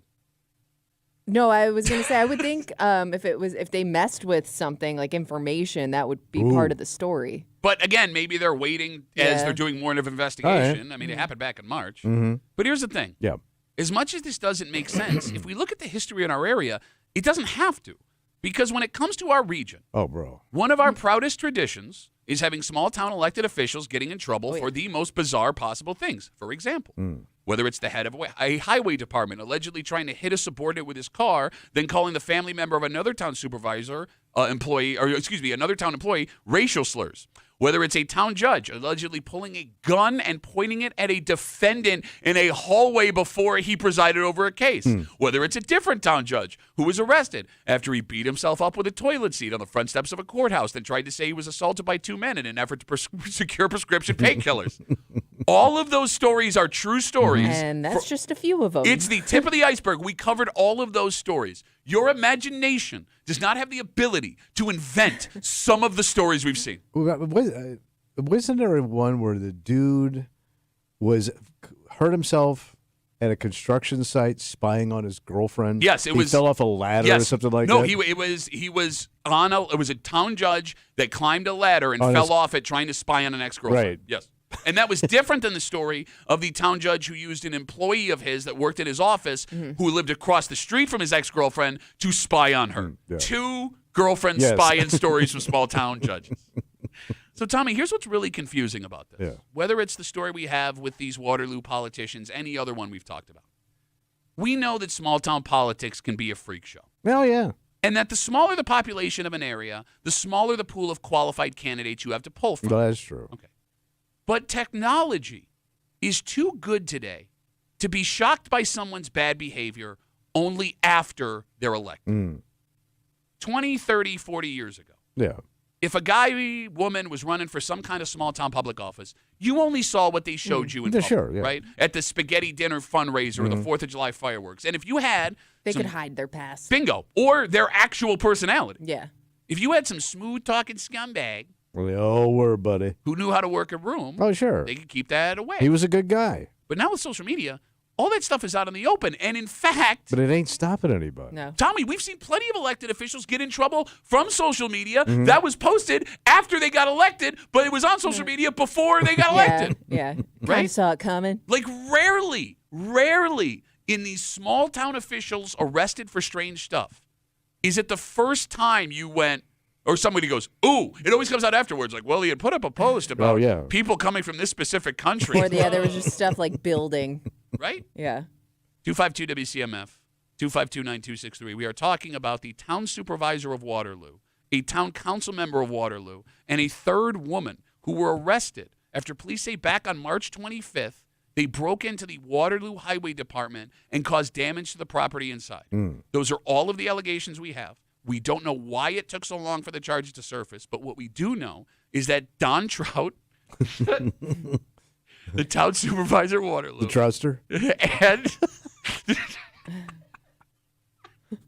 and the town councilman have been charged with felony burglary. And again, Don Trout, supervisor of Waterloo, has been in that position since 2018. It makes So it, he's seasoned. Yeah. Politician. He's a seasoned Trout. Oh, yes. I think it makes it worse, too, that multiple people were in on it. Like, nobody said, maybe we shouldn't do this. You know, maybe this isn't a good idea. If the allegations are true, of course. Let's think this through. Like, I would think having multiple people do it is more difficult to pull That's a good off. politician. Oh, no, you're right. He's very influential. I guess. He's able to pull the strings. Mm-hmm. And it is also remarkable, too, to Kimmy's point, What's that? that the power that some of these small-town politicians can wave around, that people will do stuff for them Yeah. that can get them in trouble, Yeah. because we've seen that before. Like, hey, man, Oh, we've seen that a lot. like, I don't know why we keep using Watergate as an example, but you would understand why if the president asked you to do something illegal, someone loyal to that president and the power they have would attempt to do it. Right. What is a town supervisor of a tiny little town going to do for you? The power of Trout. Trout power. Well, Trout strong. Could be one of those things, and you see this at a lot of jobs to some extent, where like you start to do things that are out of your job description, but it just becomes the norm for you, and Yeah, maybe you- that just builds up over time. Yeah, you just turn the heat up slowly, Yeah. right? Okay. Right. Next thing you know, we're at the water department or the highway department. And you know, we keep talking tiny towns here. What's even more funny, or I guess frustrating, depending on how you look at it, it's not just the tiniest of towns. No, it's not. Just in the greater Rochester area in the last few years. You had the mayor of the town of Greece facing a cavalcade of lawsuits for all kinds of different things, from allegations to trying to cover up the chief of police drinking and driving, to allegations that he retaliated against police officers on the force who wanted to investigate that. There were accusations that he was using a town employee to work on his personal car collection while clocked in on town time against his will. That's, Tommy, when we found out about the Hot Rod Ranch owned by the Grease town supervisor. Yeah. It's on Swamp Road. And you'll know you're there because when you arrive, you will see a metal sign of a busty woman sitting on the hood of a car driven by a greaser. Also, we found out that the Greasetown supervisor owned the Batmobile at one point. Yeah. We made up none of what just happened here. I mean, the accusations are what they are, but the details about the cars and all, none of that was made up. Tommy, we watched video of our elected district attorney refuse to pull over for speeding. Oh, yeah. Then argue the case in her garage. Yep. With her Cocker Spaniel.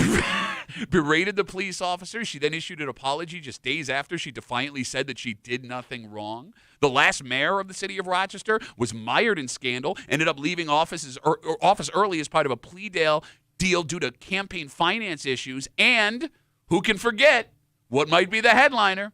Judge Leticia Stasio.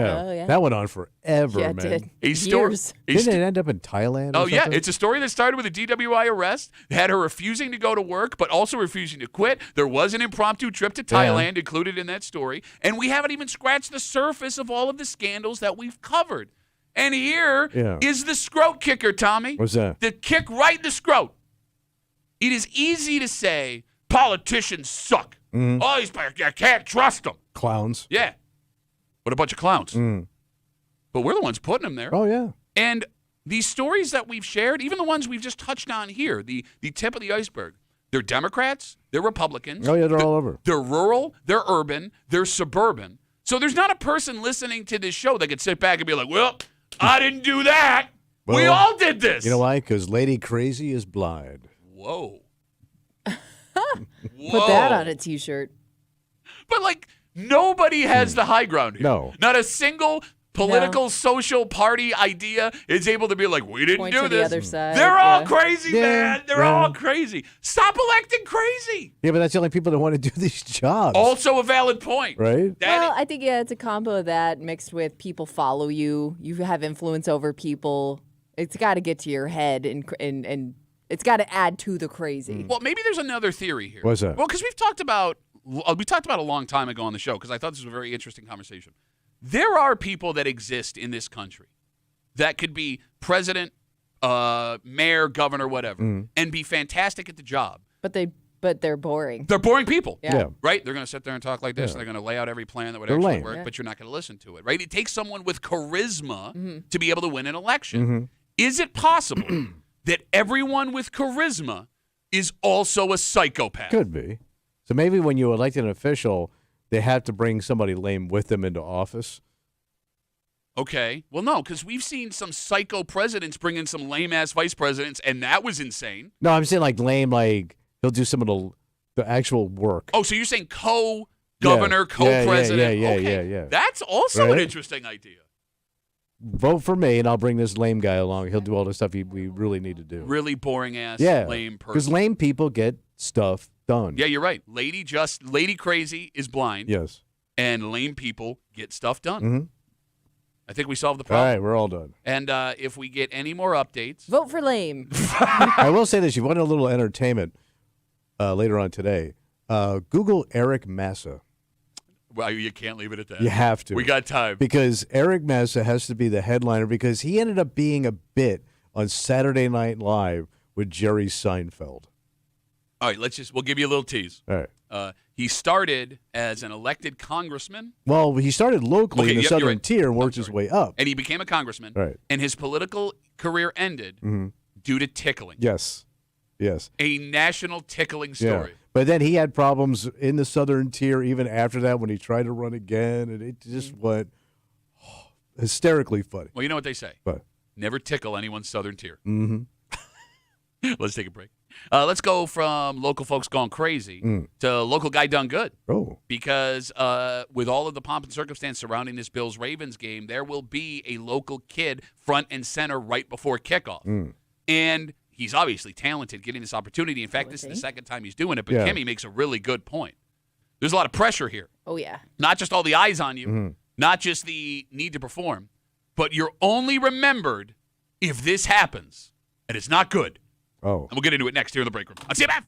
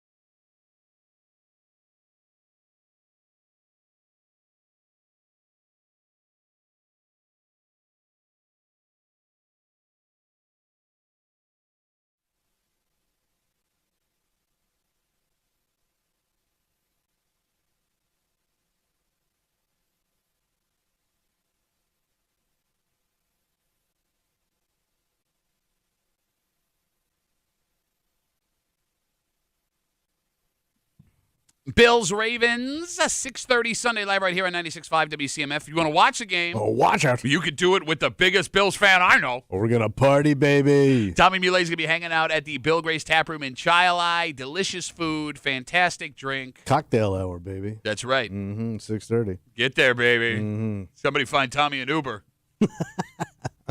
Go hang out with Tommy, watch the game. Bill Gray's Tap Room, Chi-Li, with your friends from 96.5 WCMF. And, you got Lamar versus Josh. Yeah. You got Romo and Nance on the call. Everybody in America is going to be watching this game. Like we argued earlier this week, these are the two best teams left in the NFL. But there will be one local guy who all eyes will be on Really? before this kickoff even happens. Lucas Wells is from Fairport. Oh. He is a junior jazz studies major at Fredonia. So he's right up your alley. Oh, yeah. And he will be performing the national anthem at the game on Sunday.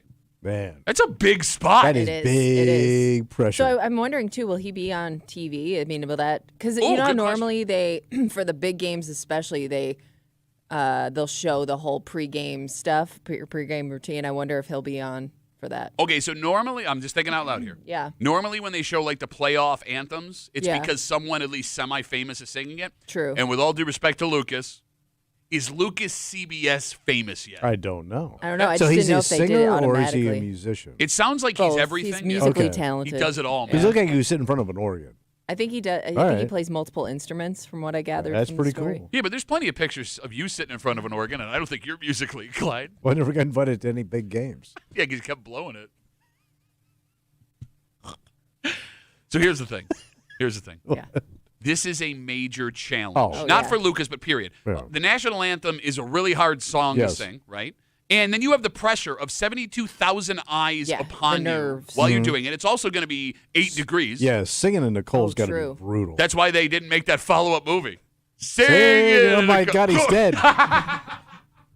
But there is one major reason why What? singing the national anthem is the scariest thing any performer can do. Because people only remember you. Well, 2 reasons people would remember. If it's super unique, like sometimes they have like a weird instrument playing the national anthem, or if you screw up. And by screw up, I mean You something as simple as you hit a bad note or you mess up the word. You know what I mean? Like a screw up is going to stick in your mind more than somebody nailing the national anthem. Not stick in your mind. You hit it when you said it the first point. The only national anthems you remember are the ones the that go worst bad. ones. Yeah. I want everyone listening to think about famous national anthems.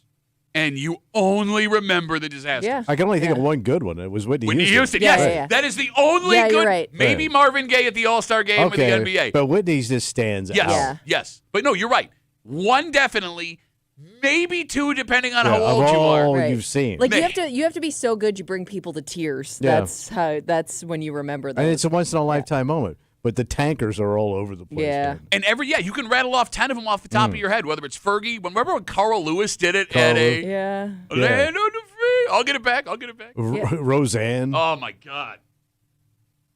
Like, it does seem, and here's the thing. I get it's an honor. It's a very powerful song Yeah. to sing, right? It's a great place for him to be. By the way, this is his second time doing it. He's been Yeah. invited back. Oh, okay. So this So this kid could nail it. yeah, he's good. He's got to be good at it, obviously. But, like, again, I would not be able to have the nerves knowing Oh. any little mistake I make, some dick on the internet's going to be like, And that's You forever, s- man. I mean, you see people that sing it all the time, and when one time, like it's almost like their mind goes blank or something. And It's a hard song to Yeah, sing. they forget a word, or like they start to Yeah. repeat part of the song because it's just like I don't know. It's got to be the nerves. You remember that poor teenage girl? This was like 20 years ago. It was before an NBA game, and she was singing the national anthem. Yeah. I think it was a Sixers game. She forgets the words, and she panics. And I think it was Mo Cheeks was the head coach of the Sixers at the time. Yeah. Walks up, puts her arm around her, and he starts singing the Oh. song. Can he Cool. sing? No, he was just doing it because she was, okay. and it was a Yeah. very like heartwarming Yeah. moment. Yeah. But everyone cheered it because look at how dumb this girl is. Everyone laughed at this teenage girl that forgot the words to a song, the most precious back moment in her life. Kimmy, is there an amount of money you would sing the national anthem before this game for? I mean, I guess if you know it's life changing money, but I don't want to put myself up. I would be way too freaking nervous. Okay, I got it. They come to you, Kimmy, and they go, listen, the break room in Rochester is so dominant that you guys are so good You guys, everyone's talking about you. So there's 2 break rooms? We need you to sing the national anthem. It'll bring all this buzz to the game. If you sing the national anthem, we will give you 1 ticket to the Super Bowl. Oh, well, I guess you got to do it then. Oh, you're not even going to think about that? Yeah, I mean, I'd try. So you do it for $7,000? Yeah. Oh, yeah. Oh, well, I thought you were going to tell me it took like half a... Oh, it's going to have to be a lot of money. But I mean, $7. But it's $7,000 plus a once-in-a-lifetime opportunity. That's you're doing it for a used car. Pretty sweet Toyota Celica. Like it has Bush Cheney stickers on it. No, but a once-in-a-lifetime opportunity comes with it. I'm in. I thought you were going to say like $1 million or something. Because wait, no, I mean, but singing the national anthem on that stage would be a once-in-a-lifetime well, for Lucas, twice in a lifetime. Right? Yeah. Once-in-a-lifetime opportunity to mess it up for me. Yeah, okay, so you would be fine. Fine, excuse me, 252 WCMF again. We're talking about this kid. His name is Lucas Wells. He's from Fairport. He is a jazz studies major at Fredonia right now. He will be singing the national anthem before this massive playoff game on Sunday. Kimmy is right. The only ones you remember are the ones where people screw it up. So you would not be good at this. No, it's not going to be the best national anthem you ever heard, but I think I could get through it. I've never heard you sing. Can you sing? I haven't. No. Okay. Oh, stop. She wasn't going to say no. No, she thinks she can sing. No, Pat and I have openly I'm sung thinking, on like, this I can't show. remember the last time I sang the national anthem. No, I mean, I've never heard you period. at all. Like we sing joke style. No, what do you? Constantly. I sing joke style. This is me. Oh yeah, me too. I'm selling it, man. Yeah. A very musical show. Like I said, I can't sing. I wrote a musical and but I think performed I it for could you, get you through dick. it. I took 4 years of high school chorus.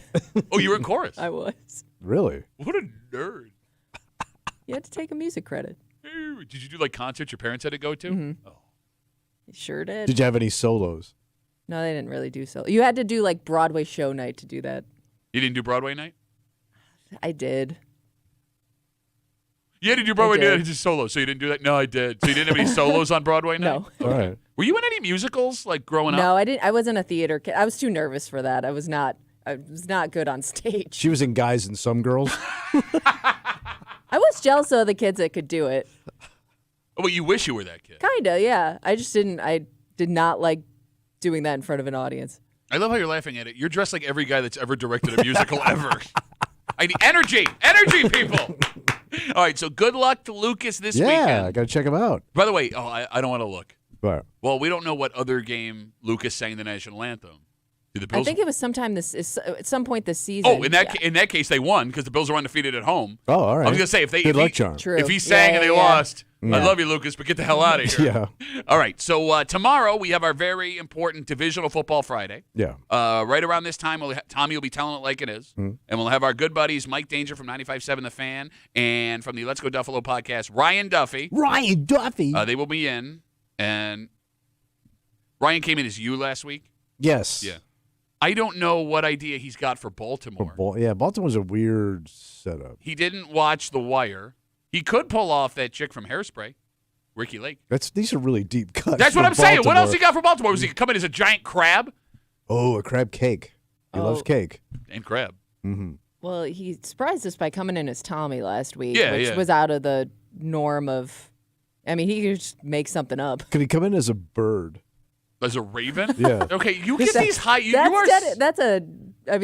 He'd really have to spend some money on a costume. Like a big fat bird. No, but you get so excited. You predicted he would come in as a horse last week.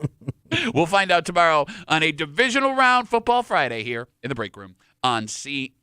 Yeah. Something happened in the room during commercial break a couple of days ago, and it was funny as hell. But the more you think about it, Kimmy, especially for the greater Rochester area, this is not unique. It's not out of the question. We're a small town city. We have a lot of ethnic groups that stayed here and their generation stayed here. So finding out that you have more of a connection with a coworker than you first believe is not crazy. All right. But what sucks, however, when you find out you have this connection, there are those who would believe now, well, you have to start getting a little closer. Because your family? One man may have family in the building. What? And we'll get into it next year in the break room. Let's see you back.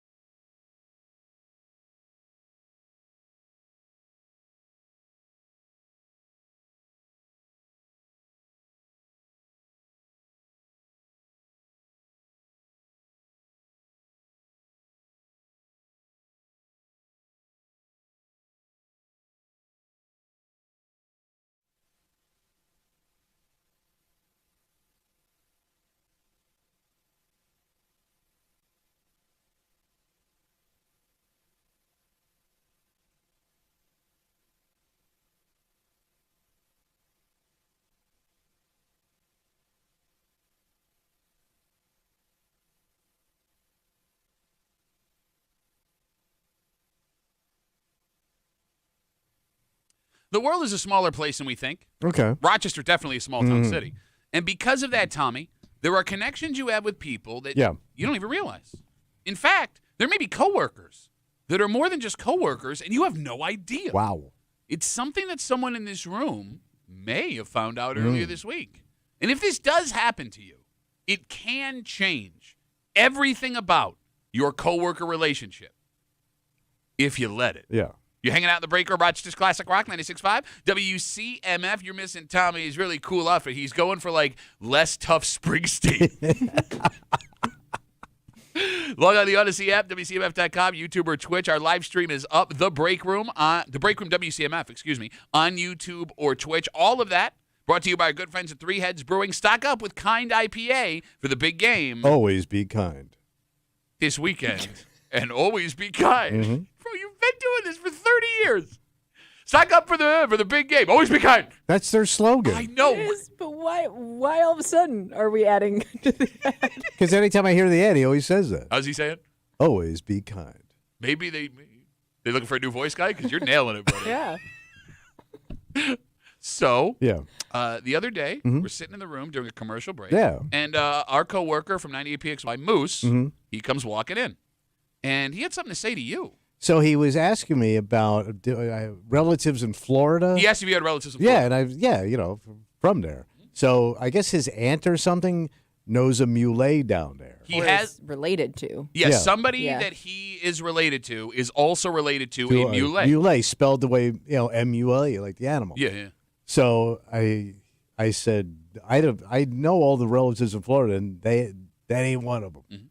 But So I don't know. But he Maybe. starts making an argument, almost like he wanted to be related to you. He goes, muley, it's not the most common names. You don't hear that all the time. And I can't say for sure that I'm not. You know how that goes. You're not 100% sure. Bro, there's got to be a connection here. I mean, he's right. It's not the most common name. And you kind of look like Moose if Moose was put in a giant air fryer for 30 minutes. This is the second time this has happened to me in this building. Oh, really? Yeah. So Terry down the hall. Terry Clifford. She is from Auburn, New York. Yep. She is also Italian. And I have a lot of relatives, and she believes that her and I are probably like second or third cousins through our Auburn connection. No, I thought she figured it out because when somebody passed away, both of you guys, we went to my aunt's funeral. Okay. And the fact that this is the second time that Tommy may be related to someone here in this building shows that what is happening to Tommy is not unique in the greater Rochester area, because there are lots of people who will go to work one day only to find out through some weird coincidence you are actually Especially related. In this town, related to a But what are you coworker. going to do with it? Coincidence, or I'm sure with the popularity of those DNA tests, Oh, yeah. they found out through that because Well, that's why I pop up- spit on Moose. they'll- And I'm still waiting to hear back. Yeah, that's got to spark some conversations between people, you know. But what do you do with it, really? Let's say Moose and I had some thin, find out, like, your third third cousins. cousin from Yeah. Sicily connection. That doesn't interest you at all? It's not like we're going to start like sharing holidays together or going to lunch. All right. Right? The phone number is 252-WCMF, 252-9263. Does finding out you are related to a coworker means your coworker relationship change? Because you would have to like be more intimate in your relationship with them. Yeah, no, I mean, your family. But you're not. You know, But a you are. connection you didn't know about. No, your family literally by definition. Right, but by a thin thread. Okay, but what is a thin thread, man? Enough for me to not hang out with you. It's the tie that binds from the thread that's thin. And I've known Moose for probably 25 years. Yeah. And I'm not going to change my relationship. And I'm way older than the kid. What would we do together? I don't know. Well, he hangs out with a lot of old guys. That's disturbing. By the way, the more we figure this out, like you guys are about, I mean, he's a little bit taller than you. Oh, You're he's both taller, Sicilian. You're both built about the same way. You're both annoying as hell. Like, it would make sense that you guys are related. All right. And when you ask, what does it mean? Well, we're not going to be like hanging out and like No. get closer. There are some people, when they find out you are related, that would want to do that because they believe you are now family and you have this connection and it's deeper than a 9-to-5 pencil pushing back and forth. Inside you and Moose, potentially, runs the same blood of your ancestors. Look at that. Does that not mean something to you? Nothing. Nothing at all. Nothing at Well, all. you don't even like your family now. You just hang out with them for inheritance. Now I got more of them to hate. Kimmy, let's find out. Yeah. Let's say hypothetically you find out that you are related to Hope in some distant way Okay. down on the country station. Yeah. Would that change your relationship with Hope? I think it would. Like, I think even if, we're not spending holidays together necessarily, I would feel like I have to be closer to her than I am. 'Cause Closer right now how? I don't know. Like, I think I'd Hello? go, well, no. Hello, Hope. I think I would go out of my way more to maybe hang out with her outside of work. I just So like, you there go out would for be like drinks. this. I would feel a need to like connect with this person more to find out more about them. Why? I don't know. I think it's just now that I know that we are related in some way. But, like, I don't I'm even just, know- It's almost more of a curiosity kind of thing. But but I'm guessing like you don't even know the same people. Well, I don't know. I guess we'll have to find out. That's part of it, right? Like, I don't think I could just go on with our normal relationship now that I know we're related. Like I used to I think it joke would and change call. it for I used me. to joke and call Terry Cuz. Yeah. Yeah. But that's as far as it was. And she, same thing. No, but here's the thing. We didn't want to hang out with each other. No, but if she's you- nice, I ain't. I mean, that was it. If you weren't you, Terry would have loved to explore that further with anybody else. Yeah. If any other person in Yeah. this building had found out that they were cousins with Terry, knowing Terry Terry's like Clifford, the warmest, Yep. Yes. kindest, We're something friendliest we're not related. person. Think about this. Think about this. Terry has retired. yes, She now has a podcast. What's it called? Studio Diaries? yes, that's All one. right. By the And- way, hey, number one fan over here. Everybody's been on that show that's used to work in radio, Mm-hmm. except for her cuz.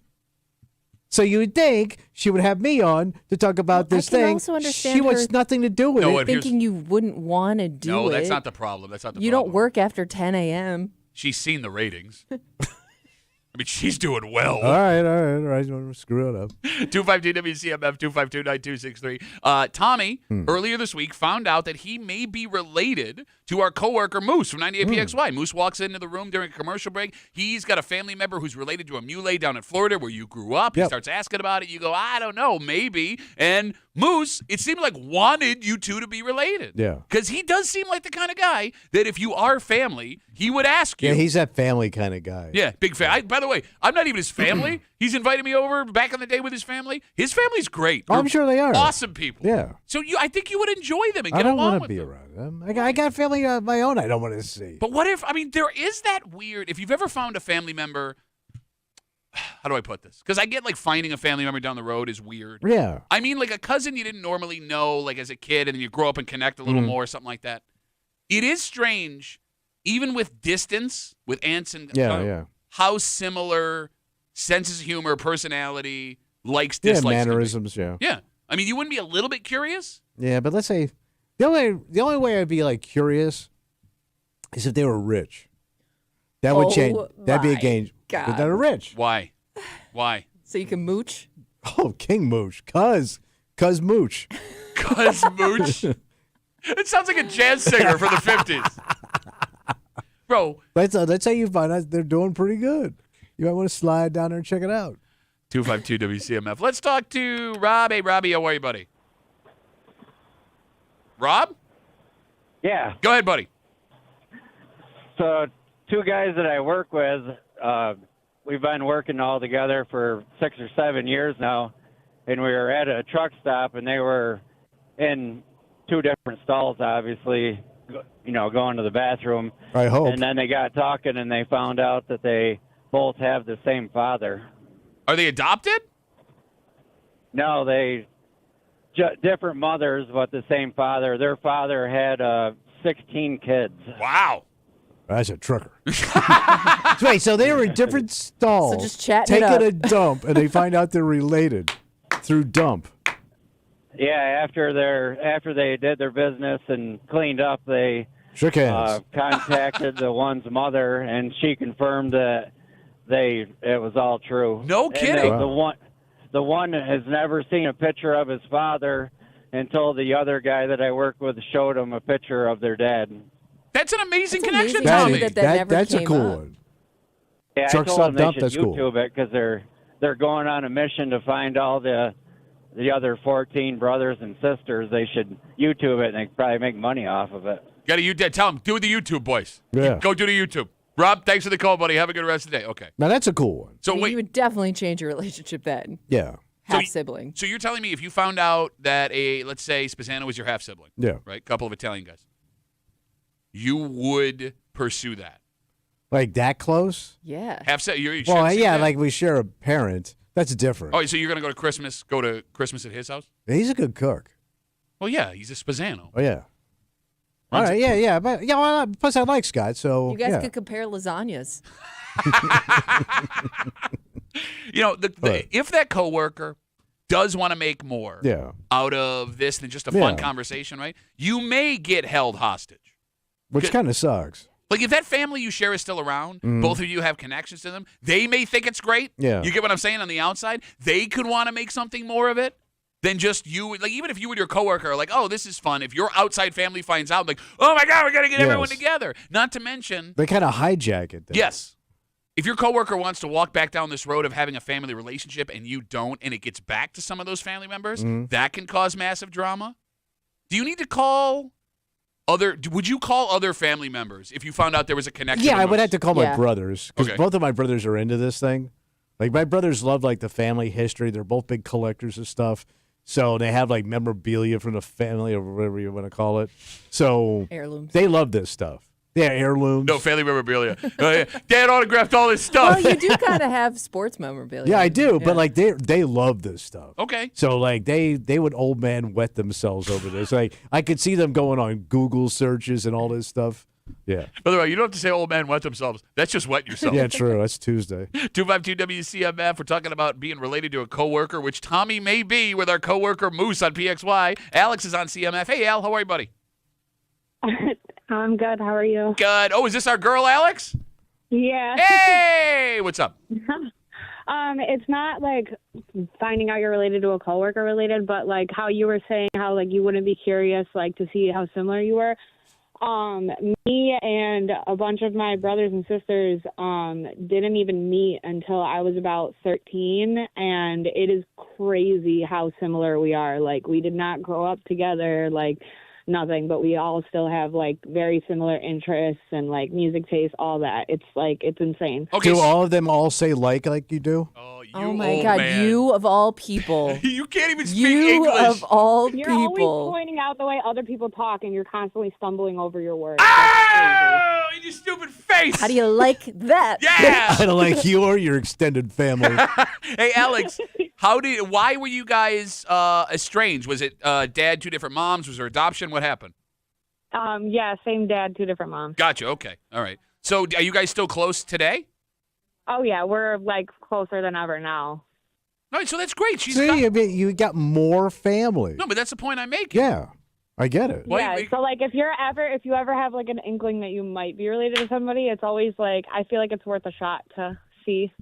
It's always interesting. All right, Tommy, you know? you're a dick because I did not notice she was saying like every other word, but then you pointed it out, and now I can't not hear it. And it's not Alex's fault. It's not. We all do it. Like it's so like cool. It's because you guys make me so nervous. I'm sorry. It's all right, Alex. okay. Me Probably and- runs in the family. Tommy and I have that effect on women. Have a good one, guys. Bye, Alex. She got bored with us. She wanted So out. she's got a cousin hostage in the car. Cousin hostage. You know where the other place you have to watch out for family in Rochester is? What? Dating. Oh yeah, Not even joking.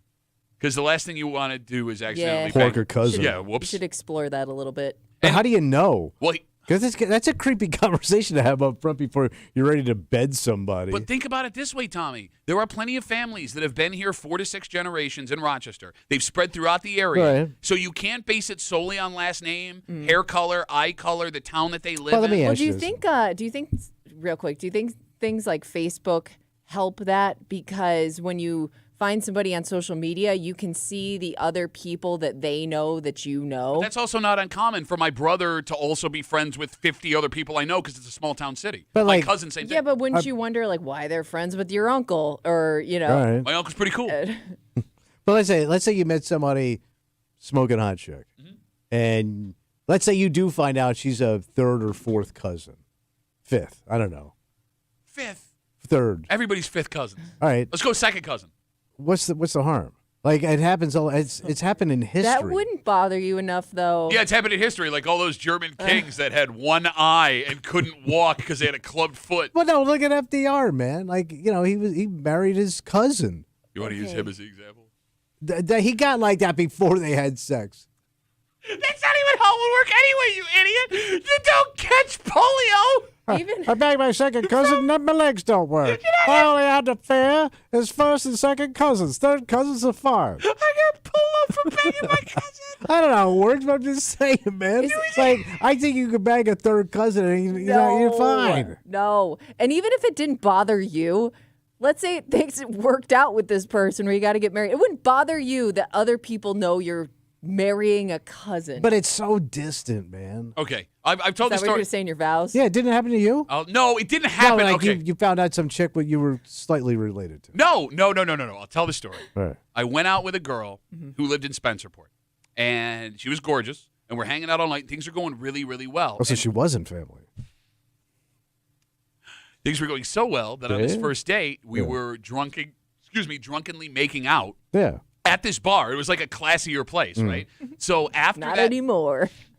after that makeout sesh, she tells me we're talking about like things, and I realize I have distant cousins. Here's the thing: I don't even know if they're that distant. They could be first, second cousins that live in Spencerport. Yeah. That my dad had like vaguely talked about when I was a kid, and she starts saying names and places, and I'm going, "Oh no, Oh, no. oh no, oh no." Yeah. But I don't want to say out loud in case it's not the case. Hey, we might be cousins. Yeah, because that's going to kill it right there. Yeah, and we just made out with each other. Right. Just made out with you at the bar. So, like, I am now convinced in this moment that we're cousins. But you don't know the degree. Doesn't matter. We're still cousins, bro. Yeah, I know.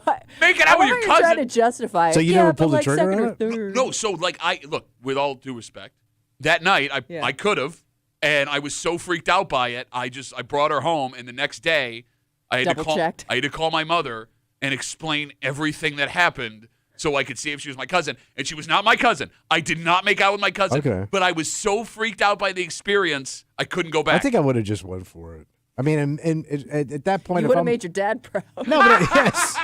I mean, if I'm already drunk and railed, family be damned.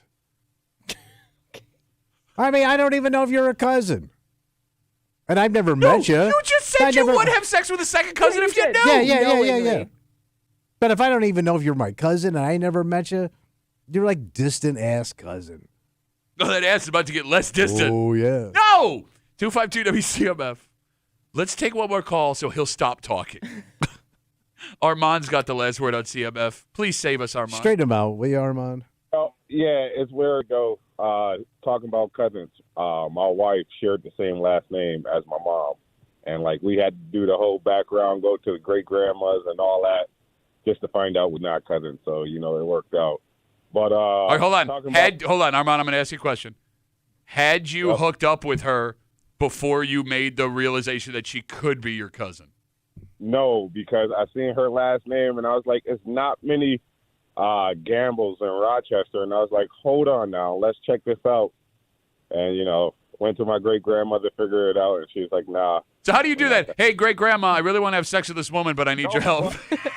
And your grandmother probably can't remember recipes at this point. Well, not long behold, like, you know how Rochester, everybody know everybody. Yeah. You know, with the great migration from South Carolina up here, whatnot, my grandmother actually used to have the hots for her grandfather. No and that's kidding. how I know they're not related. Oh, wow. All right, good, that's good. All right, but you had another story. I'm sorry, buddy. Go ahead. So basically, like, through Ancestry DNA, I had double cousins, supposedly. And, like, we took a DNA test. Come to find out, they're not even related to me. So it's like a whole, like, oh, wow, this is crazy kind of moment. Oh, like, wait, was it People like you thought were related. was it a cheating situation or a mistaken situation? Both. So they're supposed to be related to me on my mom and dad's side. So my dad got with my mom's aunt and, you know, whatever the case may be. And they're also twins. My mom had two sets of twins. So, you know, everything seemed like, okay, this seems normal, blah, siblings having twins. And they'll come to find out they're not related to my uncle at all. Oh, Lord, no. Well, Armand, I appreciate both great stories, buddy. Yeah. Thank you for the call. I appreciate it. You too. Blase blah, buddy. There goes Armand. I have not heard anyone say blase blah since like 06. I don't think I've ever heard anybody say that Yeah, before. no one would have said blase blah in your circles. Oh, yeah, you're too cool. I know your circle of fat-faced friends, man. God, man. Set him off. greasy plate club. I love how you're telling me can't So bang elite. You're telling me can't bang a cousin. All of a sudden he gets really aggressive. All right, let's take a break. Freedom. Where's my freedom? Don't tread on me. I'm putting this snake in my cousin. Something's going there. Okay, I thought that was implied. Take a break. Getting a job with an NFL team would be amazing. Yeah. Right? And hell, Yeah, as a player or just a worker? As a player. There was a man who was signed by the Bills yesterday, and actually a lot of Bills fans panicked because why are we signing a quarterback right now? There's a specific reason. But this man is not living the NFL dream that I'm sure he thought he was. Okay. Because they don't want this man on the roster because of the talent he has. They want him to be someone else. Oh. And we'll get into it. That's what happens when you bang your cousin. Yeah. We'll get into it next here in the break room. Let's see you, man.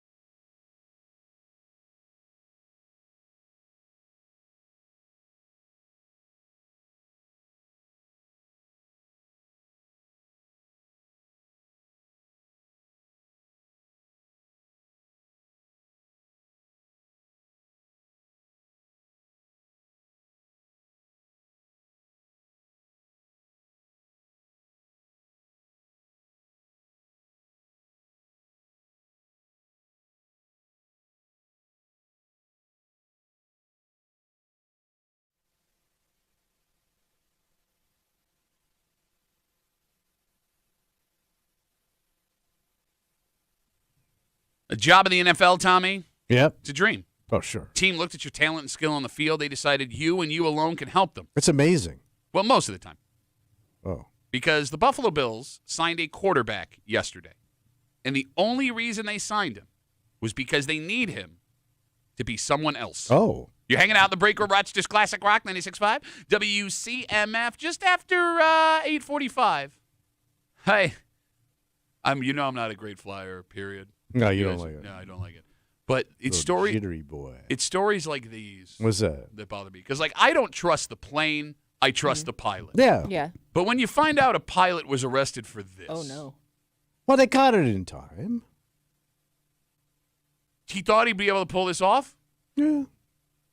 We'll get to it just after 8:45 here in the break room on CMF. Bills-Ravens, Sunday live, 6:30 right here on 96.5 WCMF. If you want to watch the game, Watch it. You can do it with the coolest, hippest bro I know. We're going to have some fun, buddy. Tommy will be at the Bill Gray's Tap Room in Chai. Delicious drink, fantastic food, Party. a curfew of 7:30 mandated by Tommy Muley.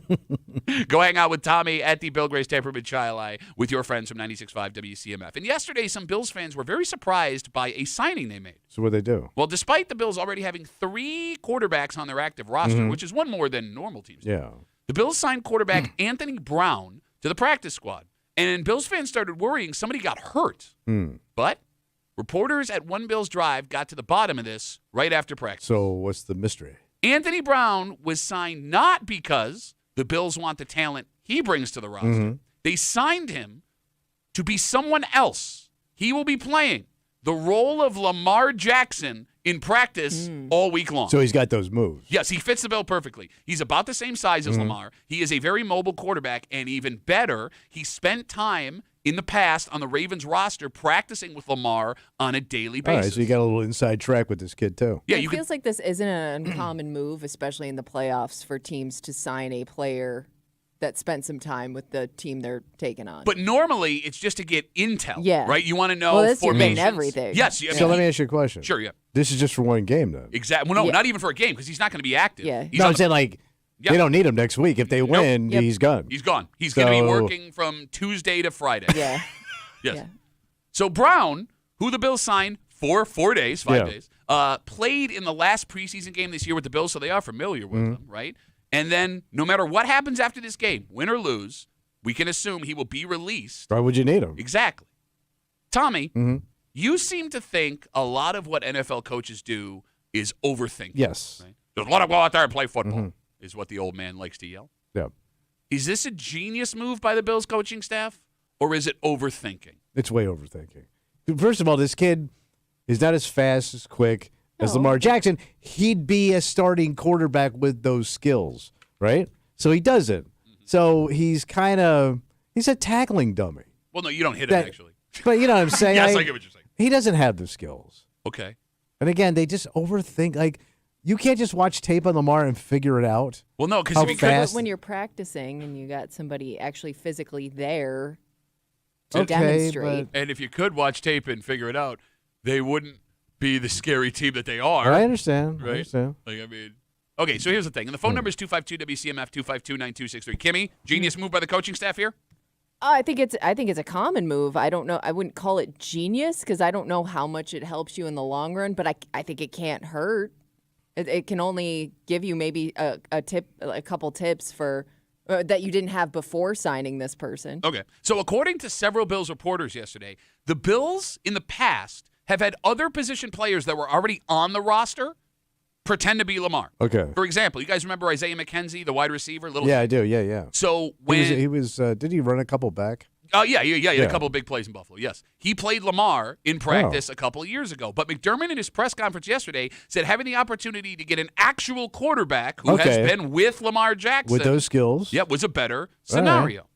But what we think doesn't matter. Like, No, we're never going to have Waste your time. NFL Go job. ahead. I think the more important question is how new Buffalo Bills quarterback for 4 days, Anthony Brown, feels. You have another NFL job, which is a dream. But they don't want you because you're you. They want you because you're a knockoff version of another guy. Yeah, you can mimic. So are you excited to come to work on Tuesday, yesterday, whatever it was? Or is this like, man. Well, is he on his way out anyway? I mean, I don't know where does this guy stand in his career. I'll be honest with Could you. anybody I don't know pick what him he was up? doing before. Well, yeah, I mean, I'm sure he'll find another job. But he's at not like a some starter. He'll be No, on no, if yeah. anything, he'll be on a practice squad. He's a schlub. point. Well, he's in the NFL. An Yeah. NFL schlub. Hey, top schlub. So he's 26. I mean, he's got time. He's I think played you take on. any opportunity you can get when you're in that position, right? So he's been in the league since 2022. He's played on 5 different rosters. Only one of them active, and that was with the Ravens in 2020. He's never been a starter. I'm guessing. No.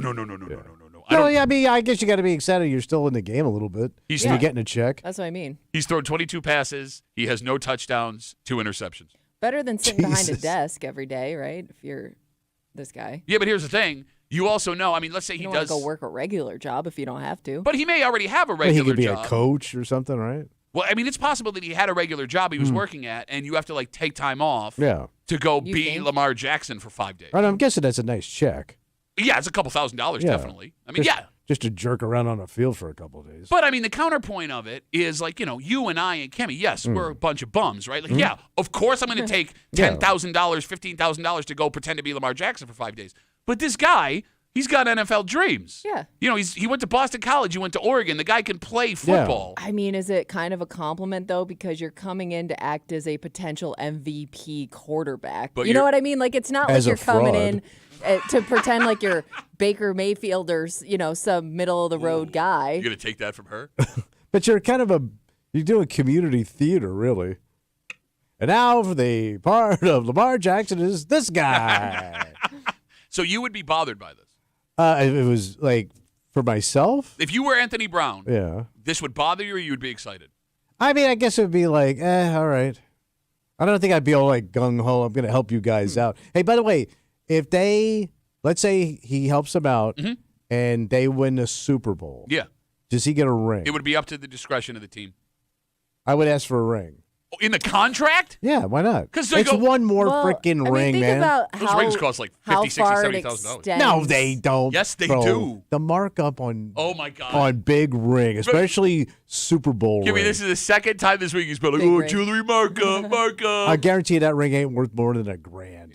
$1,000. $1,000. A Super Bowl And they ring. don't pay retail for that Oh, stuff. my God. They Come buy in on. a bulk. They Come got on a down to- factory grinding these things out. Muley Jewelry. Come on down. We mark it all up. I would ask for a ring. I would think every guy in the practice squad gets a ring. Yeah, right? but he's not going to be Yeah, on don't the they give them No, like but I mean, it's- groundskeepers and all those guys yeah, all that's what I get mean. rings? Like, it Not the extends same ring. so far.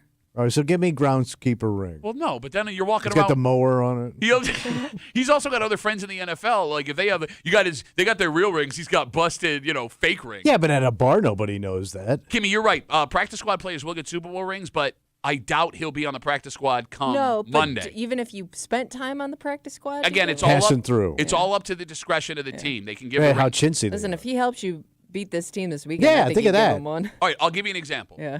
We actually have a local relate to this. Kevin McMahon, he went to Aquinas. He went to Maine. He was Mr. Irrelevant, the last player drafted by the Oakland Raiders in like 2008. Okay. So he bounced around the league, played a couple of games. He was on a lot of practice squad. The Indianapolis Colts signed him to their practice squad the week of the Super Bowl. Oh. And they called him and said, don't come. Oh. They just wanted to fill a spot on the practice squad. They then won the Super Bowl. I do not believe he got a ring. Okay. That's so chintzy. Well, of but that he man. never even walked in the facility. But still, man, Well, you could- call me up. I got to be ready, right? I don't know till last second, and then they ditch my ass. How bad would things have to be at the Super Bowl where they'd call you that you haven't stepped foot in the facility and be like, get to Tampa right now? Because I remember running into this guy in Iowa at a comedy club, and he had a Yankees ring because he was like some low-end scout for like the Midwest. That guy got a ring. But he's a part of the franchise. Bro, this guy was this big around. Well, yeah, but he's doing his job. Man. Hey, everybody's doing their job. Could it be one of those things where he's offered a ring, but he has to chip in for it? I don't think they make you pay for the ring. Are you sure? I'm almost How positive. chintzy is that, man? Yeah, you can have a ring, but you owe us $1,200. Okay, so we are getting some more information, which makes this even more interesting. Again, we're talking about the Buffalo Bills. They signed quarterback Anthony Brown yesterday, despite the fact that they already have 3 quarterbacks. We find out after practice they signed him to play the role of Lamar Jackson in practice all week. He is a mobile quarterback. He played the last preseason game this year with the Bills, and he spent time on that Ravens roster. And McDermott says they've had smaller, speedier players play that role in the past, but then being able to get a guy who, one, has practiced with Lamar Jackson on a daily basis, and two, has a similar skill set was going to be way better. So Black Ovic Designs, I'm sorry if I'm saying that wrong, my apologies. The practice squad minimum in the NFL is $12,500 a week. Nice. So he made $12,000, maybe a little bit more because he's been in the league a couple of years. Okay. So let's say he pulled $15,000. Is that worth it? Sure, if he's not doing nothing. Even after the taxes? Don't even get me started about the water department. Ooh, if it was under the T. Maybe I could negotiate under the T. No, the NFL's not going to pay you. Cashola, baby.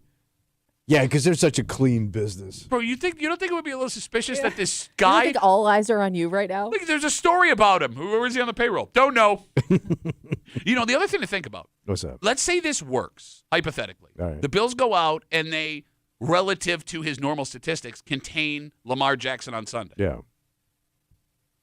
The Ravens being knocked out of the playoffs, if I'm the GM of the Ravens, I would consider signing Anthony Brown to my roster next season, only so no one else can bring him in to play Lamar Jackson. Yeah, have the secret weapon. I'm not even kidding. Let's say the Bills come out the next day and they go, Anthony Brown was phenomenal. The reason we beat the Ravens was because of the work that he put in with us.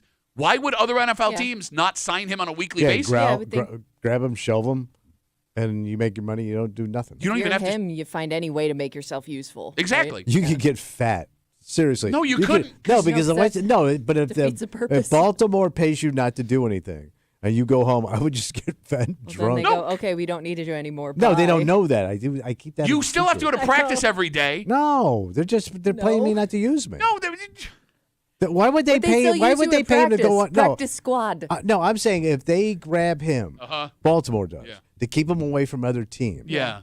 They're not going to bring him in. What for what? You would probably still have him as your practice squad quarterback. Why? I already got other guys.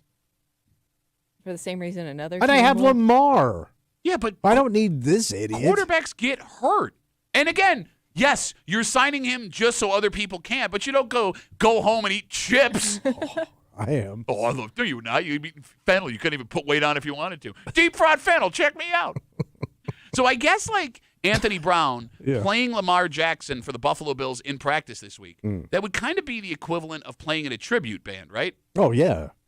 For sure. Which is also a weird concept. Like, those tribute bands are very popular right now. Zach Brown Tribute Band is a lot of success. One of the biggest bands in Rochester. There are competing Pink Floyd tributes that travel the country. Those are big shows. Yeah. Almost Queen. Yeah. Sells out every time they come to town. So, like, people aren't coming to see you, but they're coming to watch you. You don't get to sing your own music or be yourself in any way, but you get paid, and in some cases a lot of money, to play music, which was your dream in the first place. Yeah, you're just doing an impression of a famous person. Okay, but is that awesome or frustrating? Well, I mean, we know impressionists that made a lot of money. Yeah, and they were all miserable. Yeah, but they're rich and miserable.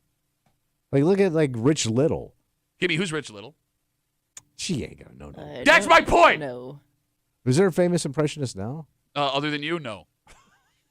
What am I doing an impression of? Well, no, I mean, that Cher impression that you do, it's dead on. When I close my eyes, I can't tell. I dance like Lamar. That's Tina Turner, you idiot. I'm doing covers right now. You're so bad. You're doing Cher. It's called doing Tina. a cover? It's called Cher Does Tina. Okay. That's going to be the end. He's such a good impressionist. When I say do Cher, he does Tina Turner. Let's take a break. By the way, I don't think you got the body to pull off your He did Tina do a little Turner shimmy, tribute. though. Did you see that? He did shimmy. Okay, I know What? you're just trying to be a cool guy right now. What 'Cause did if I you- didn't do nothing. No. When I tease this, you were just like, bah. If you found out the pilot that was on your plane was caught before takeoff doing this, you would be crapping your baby pants. We'll get into it next year in the break room on CMF.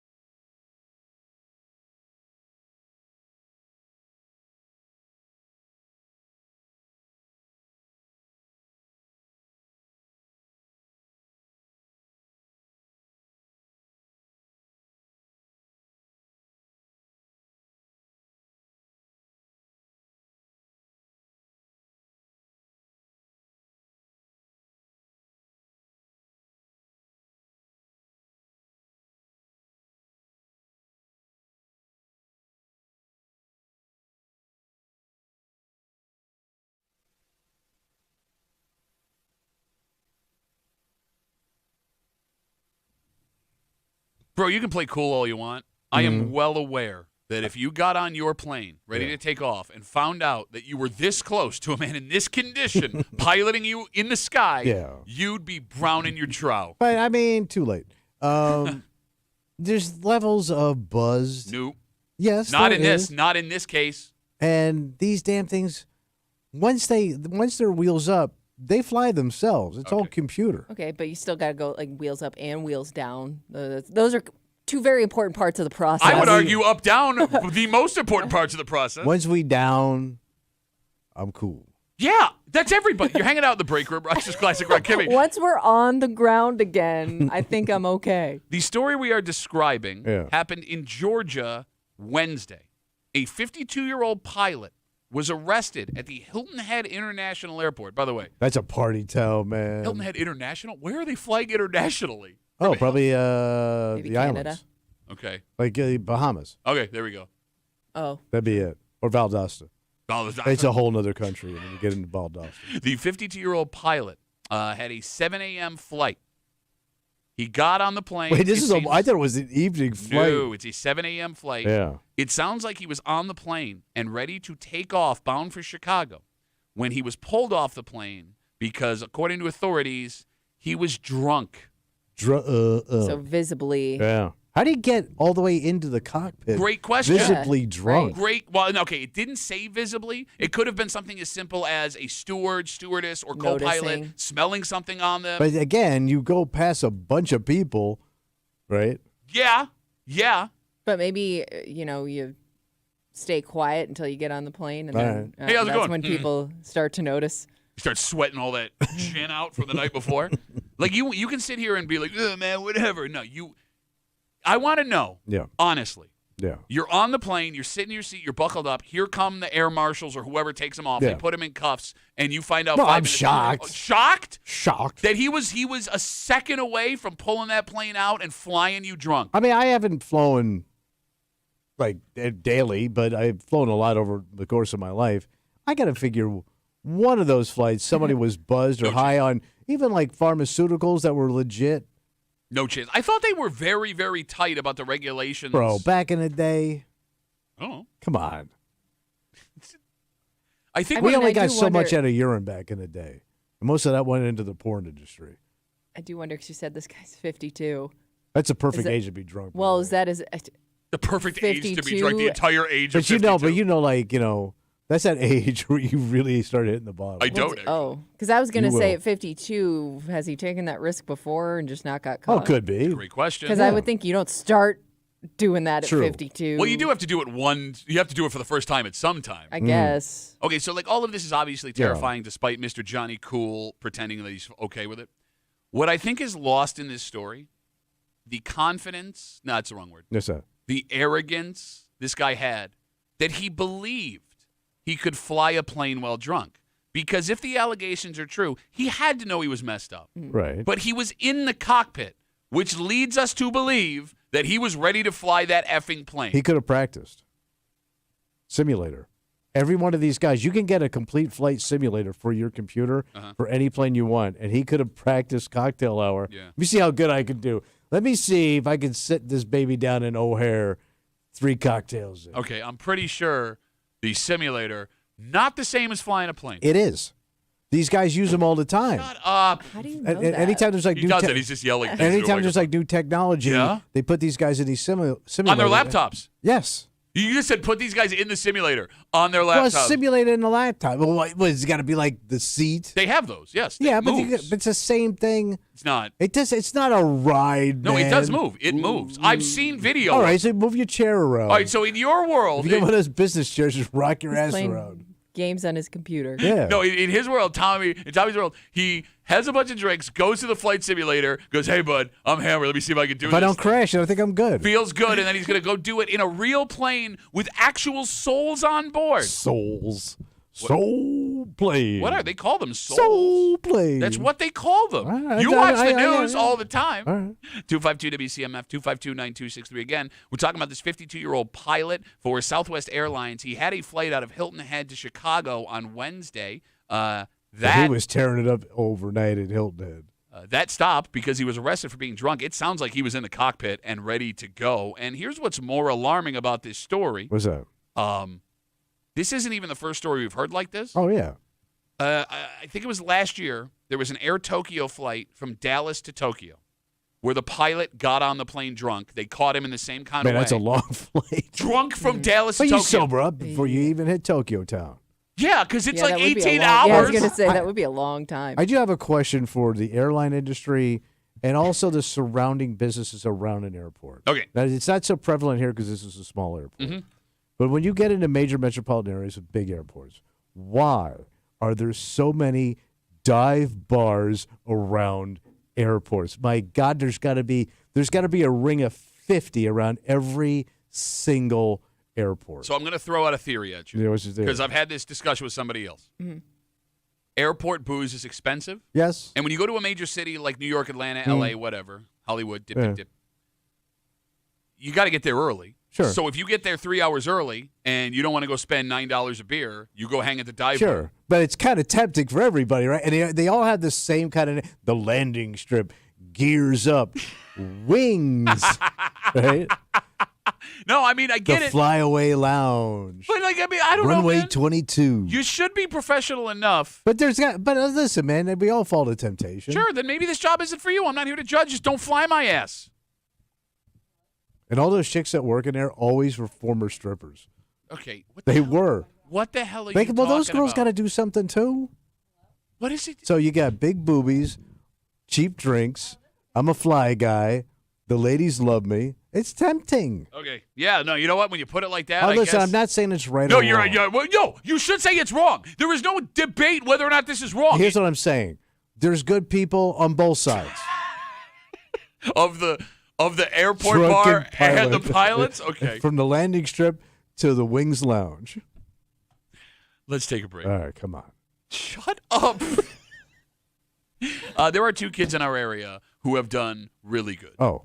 Like, really good. Well, congratulations, kids. Like NASA wants to talk to. Wait, they're like scientists? Yeah. No, they're not like scientists. They are scientists. And something Smarter than us. Something But like young? Yes, like high school. Something they have researched has gotten the attention of very smart people across the country. And because of that, Like they figured something out that somebody else has. I'm going to tell you the story. I'm listening. I don't know how it works. I'm impressed But with I you can't still wait doing for it. you to hear it one time, make a bunch of stuff up, and then yell at me that's how it is. Great show we got here.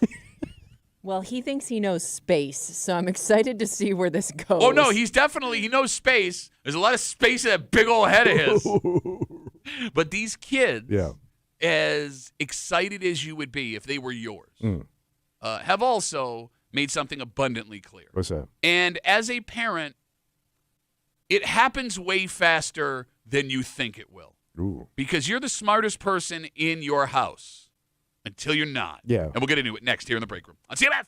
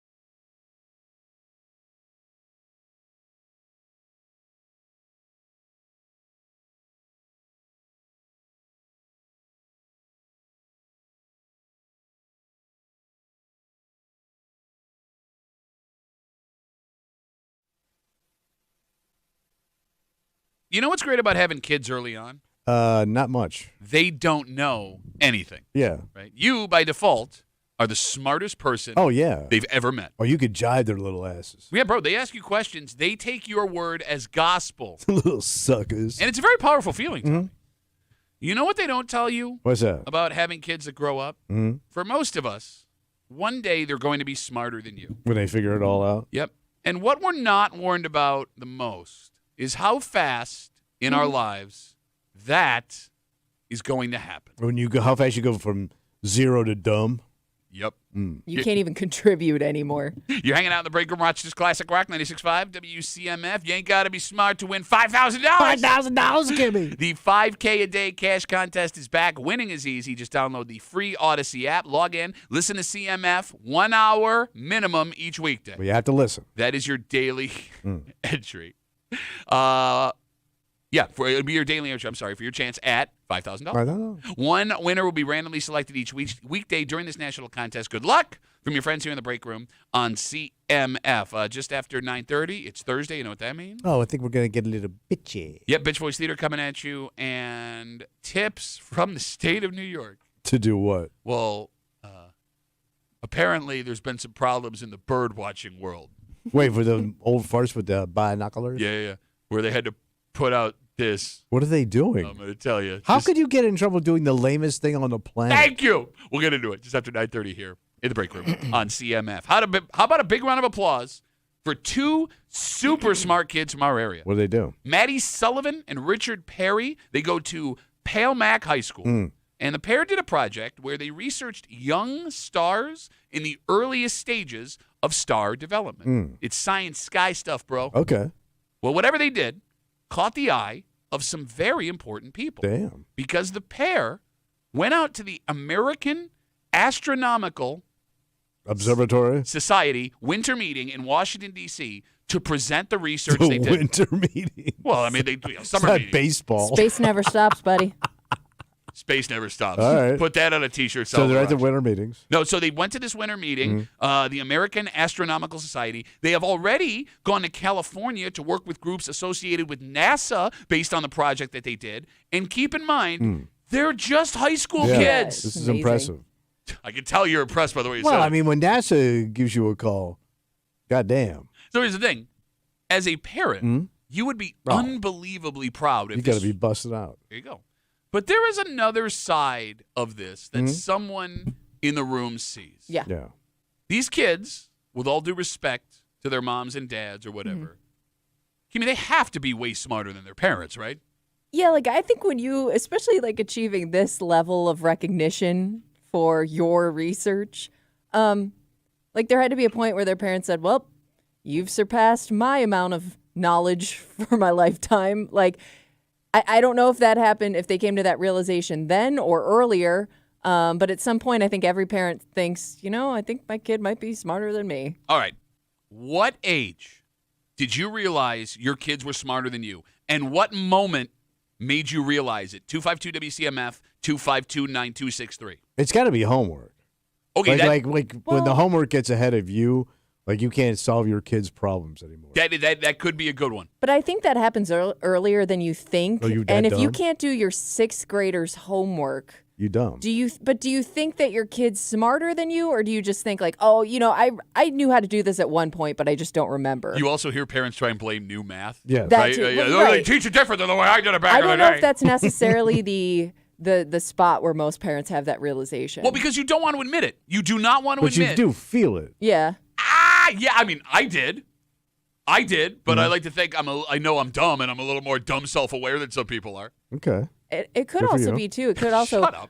go beyond school. It doesn't necessarily have to do with school smarts. It could be something your kid noticed or is doing. Common sense. Common sense, street smart, something that you realize like that took me a really long time to learn, and you already know this. And also like social media. Okay. Like when your kids far outpace you in social media. Technology. Okay, but I'm sorry. Go ahead. You haven't kept pace with modern stuff. Okay, but like there is an argument to be made there, at least the one I'll grasp onto, is well, this is tailor-made for them. I was not raised with this. They have. But that just sounds like another cop-out because you could also pick it up and learn it. No, It's not like they invented it. they was presented to them and they figured it out, and you could have done the same thing. 252 But WCMF. you did. 252-9263. 'Cause you don't. When did you realize your kids are smarter than you? No, look, I will admit, neither of my daughters are 15 yet. Both of them are already smarter than I am. And like with my youngest, I realized it. I don't mean to be braggy, Dad. No. She got a scholarship to Aquinas based on her entrance exam. That's amazing. I could not believe it. Yeah. Like to the point where I thought they called the wrong family. No disrespect to my kid, but she's got my genetics in there. So is that when you realized? Was that your? I mean, I knew she Turning was. point? I knew she was like smart. Yeah. But when we got that call, I was like, Oh, It's impressive. very impressive. Yeah. It is. I But can't relate. not at all. Because I- both your kids are good students. Yeah, my other daughter Stella, I mean, she gets good grades. She's also figured out how to get people to think her idea is their idea. That's leadership. She's very manipulative. There's those Duffy jeans. I have No, I said leadership. watched leader in the hallway. I have watched her do it with my wife. You can't even get upstairs with it. Look, she's probably done it with me. I Yeah. haven't realized it. Yeah. And it's a very strange situation to be in because on one hand, like you said, you are super proud of your kids. Right. And you want to hold them up and say, look what I have created. This person is better than I. My genetics and ability to direct this human being somehow made this so. And I'm going to write a book that every parent can buy. But on the other hand, you do feel like a total idiot. But you're losing power. That's also a problem. Right. Yes. Like those kids Have leverage. They're also I think there's also a different time between when you realize your kid is smarter and your kid realizes they're smarter than you. Because I think you as a parent realize your kid is smarter. Earlier. Yes. Then your kids realize they're smarter than you. Okay, but that gap will close. Yes, at some point. I don't think my daughters think they're smarter than me yet, even though they are. Okay. All right, they you're running out of time. Yeah. But like you've had the luxury of decades on earth as a grown-ass person. You could have done, to your point about social media, Tommy, whatever you wanted to better Sure. yourself, expand your intelligence, right? Yeah. But you didn't. No. You watched the Bills and you shotgun beer with your buddies, and now your child, who will definitely put you in a home when you're older, is smarter than you. Yeah, it's just marching past you. It's not great. No, but I think every parent has that. I mean, every generation. You think so? I would think. Well, because like your dad's dead, and you're still not as smart as he is. You never met my dad. He was a millionaire. I'm looking at you. He was a millionaire by mistake. You look like you made those boots at home. And we know rich, dumb guys. Yeah, oh yeah, absolutely. A lot of rich, dumb guys. You know how I feel. Being rich doesn't mean you're smart. No, I mean, I'll take it. I'm already dumb. Give me the money. 252 What a dumb thing to say. I'm already dumb. Give me the money. Show me the money. 252 WCMF 252-9263. We're talking about these two kids from Palmac High School, Maddie Sullivan, Richard Perry. They did a project where they researched young stars in the earliest stages of development. Real deep science stuff, bro. Whatever they did, got the eye of some important people. They just recently went to the American Astronomical Society winter meeting in D.C. to present their work. They have gone to California to work with groups associated with NASA to present their work, and it's amazing. But if you are the parent of these kids, this is the moment you realize my kid is smarter than I am. Do you think it's easier for parents to come to the conclusion that their kid is smarter than them? Or do you think it's easier for a parent to come to the conclusion that my kid's more talented than I am? Well, I only have one of those problems, so I don't know. No, it's a good question. When you say talented, Well, like let's say they're an artist, they play an instrument, they play a sport, like and they're really good at it and probably way better than you. okay, Do here's you think it's harder for a parent to say, yeah, they're better than I was then? if you are doing the same thing, If it defines you. what do you mean by that? So, like, I knew a guy that he was a professional musician, guitar. Okay. And he was very good. And he got a lot of work up in Toronto. His two kids, he taught how to play the guitar. And these kids were like, I'm not making this up, like master bluesmen at like 12. They were far beyond him. Mm-hmm. And when they were extended relatives from my second marriage, these kids would play. It was like B.B. King was hanging out at the house. No kidding. Phenomenal. Yeah. Way better than he was. But And could he admit, like, did he tell you that they were better than me? He never said it either way, which tells me it kind of bothered him because don't forget, he was a musician by trade. Yeah. And his kids were like miles ahead of him. And he was a good musician, but these kids were like, it was like a freak show. Well, look, my daughter's a way better hockey player now than I ever was. Yeah. It doesn't bother me at all. Like, I'm Okay. excited for her. So the intelligence thing would bother you more when they hit that point. Well, here's why. Because you can be talented in many different ways, Sure. right? Like, you can play guitar, you can have a sport that you do, whatever it is. You can only be smart or not smart. You know what I'm saying? Yeah. You can be smart in different ways, but you Okay, still are I see what smart you're saying. at some Yeah, point. Like you smart or you It just dumb. happens naturally. Yeah, it's like Go ahead. Oh, yeah, yeah. It would also it would also bother me if they were smart and they didn't have to try. Like It would bother you as a parent? Oh yeah. You wouldn't be like happy that they didn't get the dumb genes. It would piss me off that you don't even have to work at it. No, I know exactly Huh, what you mean. Like there was interesting. always those kids at school that just picked it up. Yeah. Oh, I think that would be a relief as a parent. No. No? I'm with them 100%. Well, Okay. here's the fear, and here's why. One, it's super frustrating because you and I, well, you didn't try, but you try as hard as you can at some point in your life. But I've struggled at everything. Exactly, right? And like you're not even struggling at this. And the second fear you would have as a parent, look, whatever the kid ends up growing up and doing, eventually they're not going to be able to coast like that. They're going to get to a level where they have to know how to like work hard and study or whatever Yeah. it is. And my fear with that is like They rely too much on just Yes. not having to try. exactly. and If just- you never learn how to study, if you never had to work hard, like once that wall hits the first Yeah. time, you're just like, I'm done, and you're not going to hit your full potential because Tommy, the worst thing on the planet What's is that? wasted potential. That's it. That's right. But like going back to the talent thing, I love that my daughters are more talented than I am. Mhm. My dad was not that guy. that could admit, you're saying? And here's the thing, I never watched my dad like play sports, so I don't know if I was a more talented athlete than he was. But like if it was ever brought up, like, you know, me doing stuff, Yeah. he would then launch into a story about Yeah. something better that he Yeah. did Yeah, when he my was He would dad's have to kinda story same top way. you. Yeah. So is that a generational difference? Or I mean, are It's guys a dick move to do to a kid. Well, And all fathers do it. I didn't Yeah, I I'm didn't thinking like my brother played lacrosse in college, but my dad will still point out how he made the newspaper once in high school. You know what I mean? and your brother was a Division I lacrosse player. Yeah. Yes. I think he gives my brother credit, but he also still wants you to know that he was also very good at sports. I think that's okay. Right? Nah, If you, you're kind of stealing the kid's thunder. You should just shut up. And my dad didn't even play lacrosse. Right. I mean, why? You're just trying to jump on the band. You're trying to steal his thunder. well, yeah, but but here's the other thing. If my kid is now smarter than I am, Uh-huh. I am going to take credit by saying I created and guided that kid. Look, I mean, is that not doing the same thing? Yeah, you kind of are. That's what I mean. you But should let the kid stand alone. But you wouldn't judge me for that because I even said that a second ago. I go, those are my genes, and I led them to this point. Well, we don't know what your genes are doing.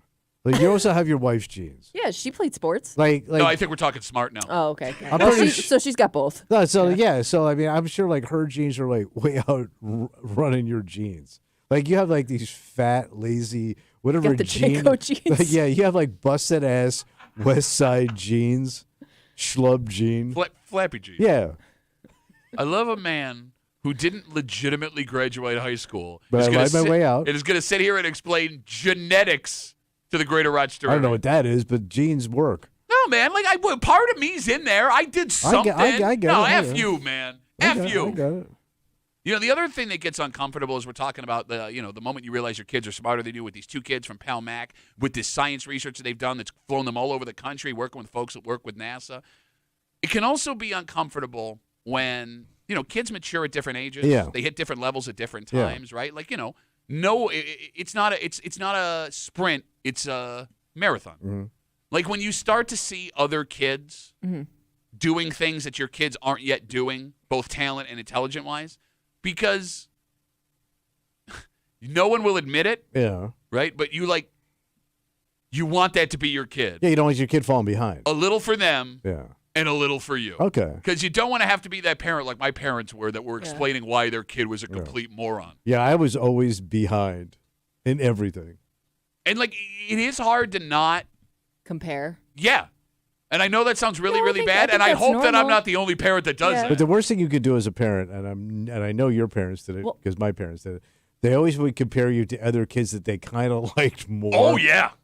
Well, Yeah, that's who you Johnny, compare your that kid kid. to. Why don't you Yeah. hang out with Johnny? Yeah. He's a sharp kid.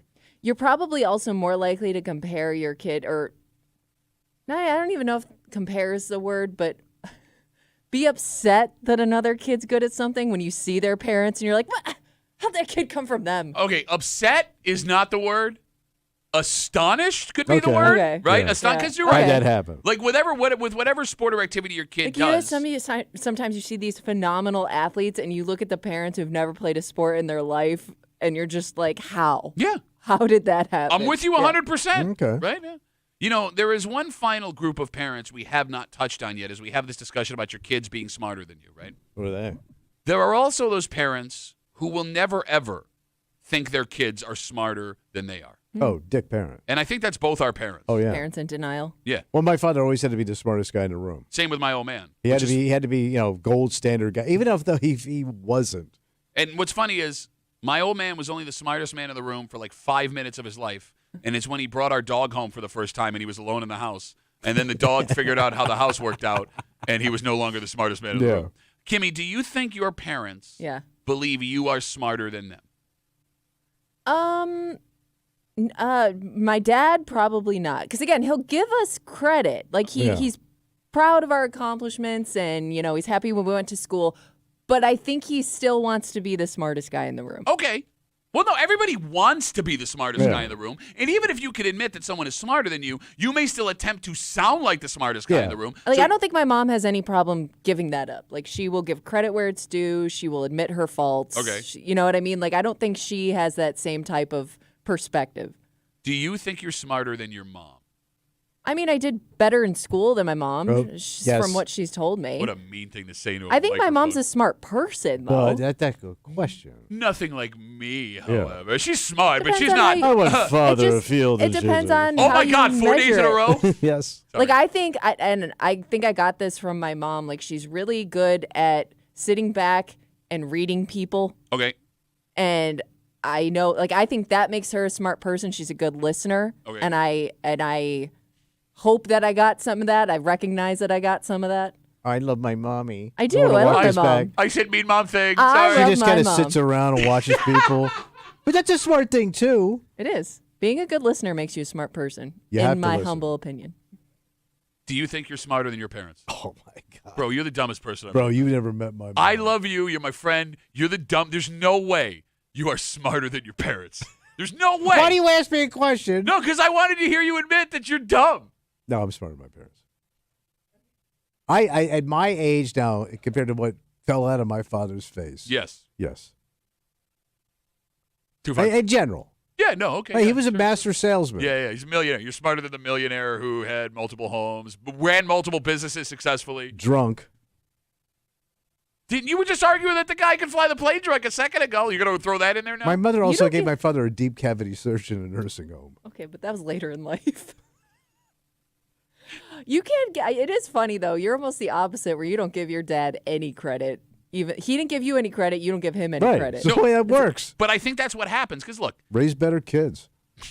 I think that if you don't get credit from your parents, you will never give them Alright. any credit Right. for anything. I mean, maybe it's learned behavior. Maybe it's bitterness. Maybe it's this constant need inside your head to feel like you are better than that person. And the constant, and I know your old man was the same way. Anything you said, they just shot it down immediately. Let me tell you what I was doing. It was blah, blah, blah, blah, blah. Yeah. And even had no knowledge of what you're talking about. You're absolutely right, man. 252 WCMF. Let's talk to one super smart guy before we wrap it up. Who is that? That'd be Ben. Hey, Ben. How are you, buddy? Yeah, what's up, guys? How you doing? Yeah, Ben. How's it going? Good to hear from you, bro, buddy. what's up? No, so I will self-admittedly say I am the dumb one of the family. Well, when you say of the family, what are we talking about? The planet. All right, here we go. So my younger brother Mankind. is shut up, Tommy. My younger brother is currently going to study what is it, like internet software security or IT some stuff? crap like that. I don't know exactly what it is. It's like a software engineer kind of role. A lot can't more even technical discuss than that. this. I don't know You how to couldn't explain either. it. That's You how couldn't complicated it is. Okay. Tom, you can't even turn on your damn computer and you sent your entire password and log on I information wish I could turn this to the call off. entire company. So you have no room to talk. My older brother. My older brother is the company he works for is currently makes stuff for SpaceX. Okay. And he does tool and die and all that stuff. Oh, I thought you meant And- they bag chips. These No, chips are going out to SpaceX.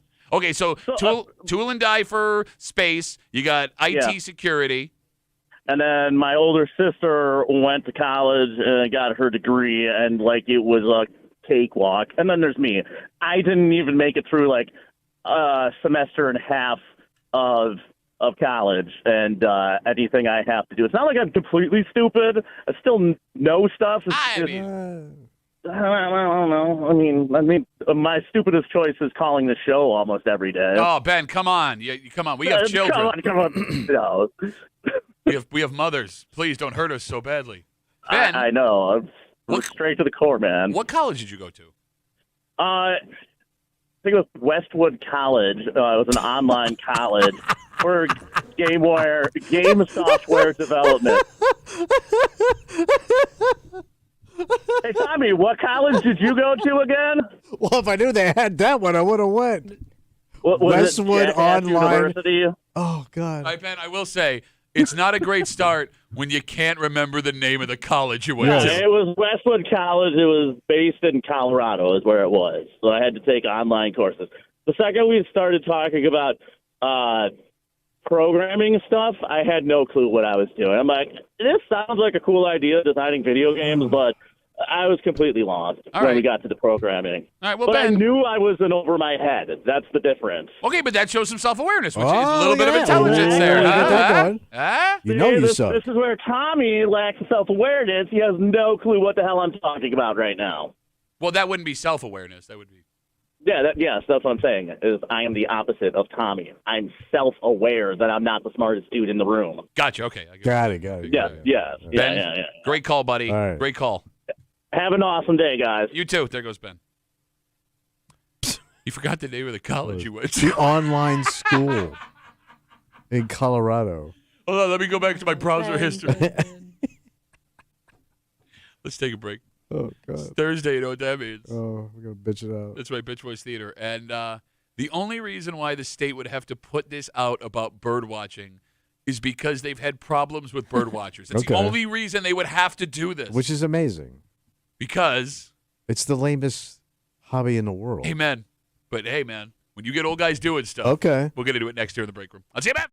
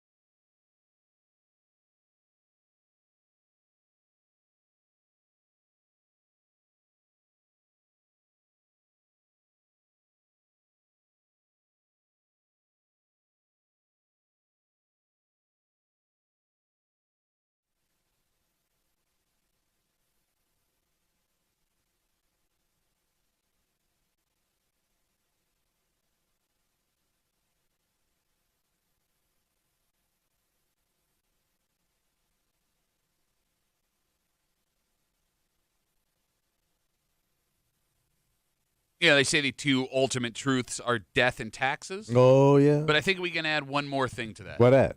No matter what the activity or hobby, when old men get involved, something's going to go wrong.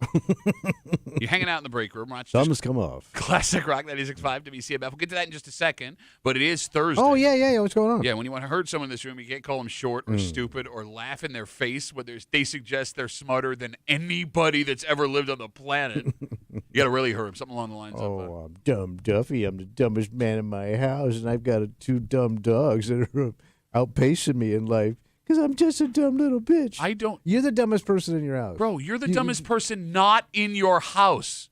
How's that? Or no, let me try that again. How's that work? You're so dumb you can't call me dumb. You're the dumbest person in your not house. How about that? You don't even own a house to be the dumbest person in, and you're still the dumbest person in the house. We take 4 shots at it. Shut up! We'll take all your bitch voices, dumb or not. We roll it back. We call bitch voice theater happens now. Let's see, MF. And now, Bitch Voice Theater, featuring Thomas Muley, accompanied by Patrick Duffy. Right, I'm not losing nothing. What a spoiled bitch you are. Oh, Mr. Pittsburgh, I don't need to trade a figure for $20,000 cash. Spoiled with hands? Oh, you can't wear my shoes because Tommy's got little baby feet. You can't wear them because I'm a normal man and I'm just a little man. You can't wear my little baby shoes. So I'm going to go home now because it's 10:01. Hey, you're talking a lot for a guy. He's running away right now. We could have stopped him. He's getting him a sack and maybe more. Oh, you want to call 2 sacks? No. Oh. All right, you know what? Yeah. 2 sacks. Yeah. You got Greg Rousseau getting 2 sacks. Pat Duffy, I want to go to Crankistan and check it out on a vacation because I'm just a crank-loving little bitch.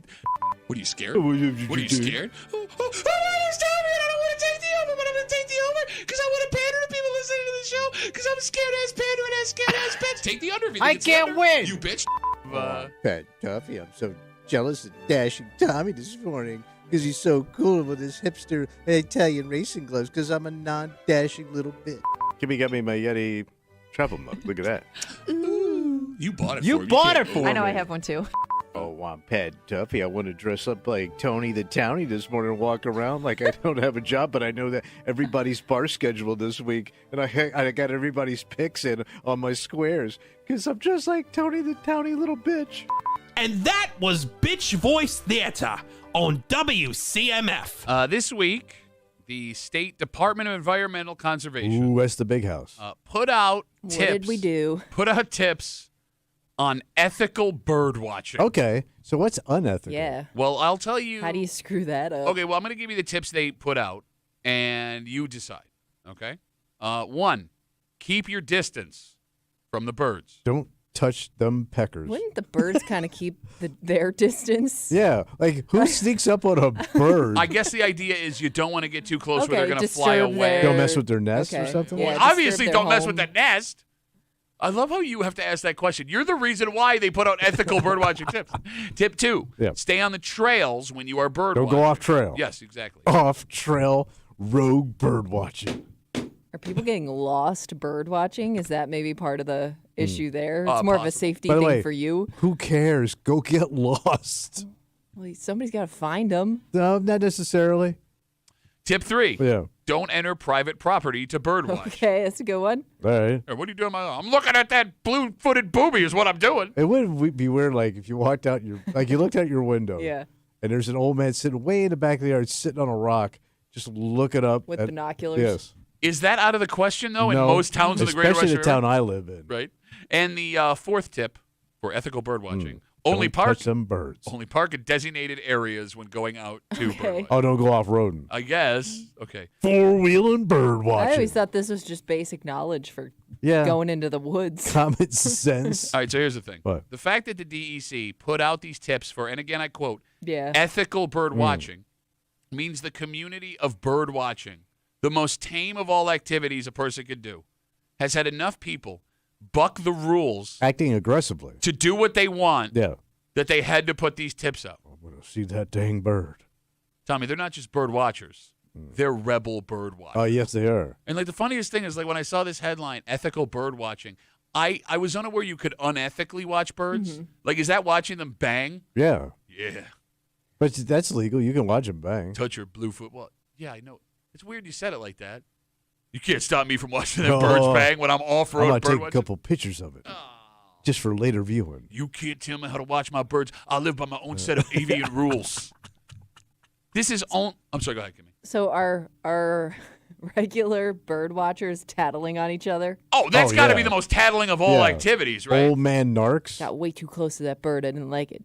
Here's the thing. Like, I mean, look, God bless you. You like bird watching, fine. But it is the lamest of all activities. I can't think of a lamer activity. Like a crocheter might be able to kick your ass. Well, at least you have something to show for it. Like if you crochet, you could show me your talent, right? There'd be something there. Like, how do you brag that you just looked at a bird? Well, does that go hand in hand with like bird photography? But usually those like guys, if you're a bird watcher, are you also taking pictures of the bird to prove you saw the bird? But nobody wants to see them. Well, but those people that take pictures of birds will show you. But I have birds in my yard I could look at, and I don't. What are you saying, Kimmy? It's weird though because I know a guy who what is that? takes pictures of nature in his backyard and shows his coworkers. What loser is doing this? I don't know. One guy in this room. Remember when we were all broadcasting from home and Tommy forgot he had his mic on and he was standing with his wife? Oh, the fox! He's a big boy. That's not the worst thing I do with when my mic was on. Yeah, you also went to the bathroom and Kimmy could hear you. Yeah, that's nice. 252 WCMF, the DEC this week puts out ethical bird watching tips because if you're going to bird watch, you're going to want to do it ethically. It's like wussy safari. Right? That's the most apt description of bird watching I've ever had. Like you think of those guys, there's rhinos and tigers and all that stuff, and I'm going to look at a bird out there in Penfield.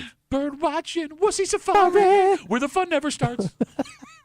Remember those jamokes that would sit over here by Kodak and look at that falcon? Okay. But they put bleachers up for these guys. But like you stood there and made fun of the people watching the falcon. Well, you stood outside and looked at a crane. Yeah. What's the difference? Yeah. The crane gets something done. What's a goddamn bird The ever crane done for wasn't nobody? moving. Crane was just there. Nobody's operating the crane. Yeah, you were just staring up at the Show crane. me the bird It's that just built a parked. building that lifted heavy machinery. Larry Bird lifted plenty of heavy He did. machinery. He lifted a whole community. Really. And I would say Big Bird lifted an entire franchise of Sesame Street. Okay. So who's All right. stupid now? So you got two birds in a billion years. Now, What? I do fear The bird. that this is going to, we all become bird watchers eventually. So one Even of my if brothers, it's in your own backyard. Yeah. one of my brothers is major, and he never even, and he doesn't even actively watch birds. But as he takes his walks and stuff, he'll start explaining birds. Okay. So it's just like an old man instinct as you're walking. He even knows nests. Of Like, what kind of nest of a yes, bird? Okay. Yeah, he'll say that's a so, and nobody asked him. So they make those bird houses now, or not bird houses, bird feeders Yep. Yeah. that have the camera in them. Yes. So you are alerted every time a new type of bird shows up, and The pecker cam. and it can recognize that specific bird. Don't so Google you, that. So you can give that bird a name, Oh. and so it'll alert you when that whatever robin you named comes back the second time around. That seems like cheating to me. The camera. Oh, like Yeah. in terms of bird watching. Oh, Yeah. Like, you can't count that as you saw that bird. You were alerted by the. No, but I'm Yeah. saying, but that technology exists for a reason. Understood. because People, Basically, it's a people ring are cam buying for it. birds. Yeah. I've scared myself a couple of times over the last year because I drive down 390, where 590 breaks in Henrietta, Brighton area, and there's turkeys that live over there off the side of the Yeah, road, those wild turkeys. Yeah. and there's a bunch of hawks that fly around. And at least on 3 separate occasions with my kids in the car, I've seen a hawk fly over, and I've pointed and go, "Oh, look at the hawk." Yeah, And then- that's an old man move. That comes out of my mouth, and I go, "What? I don't even care about the hawk. Why are we pointing at the hawk? I don't. But then I can't take my eyes off of the hawk. Yes. Does that mean I'm a bird watcher? Yeah, but you're just an old man. I don't know what kind of hawk it is, but it is a pretty. How many remote- hawks are there? There's a lot of hawks in Henrietta. I thought we said there's one breed of hawk. No, there's 15,000 Like, hawks. these are like the American hawk, the Mexican hawk, the Canadian hawk. I mean, are they different looking? I don't know about I don't hawks. think so. I don't know. I just know they look really big when they're flying. The only one I'm ever impressed with when I see it is a blue jay because it looks like the logo. Okay, you're and the cardinal.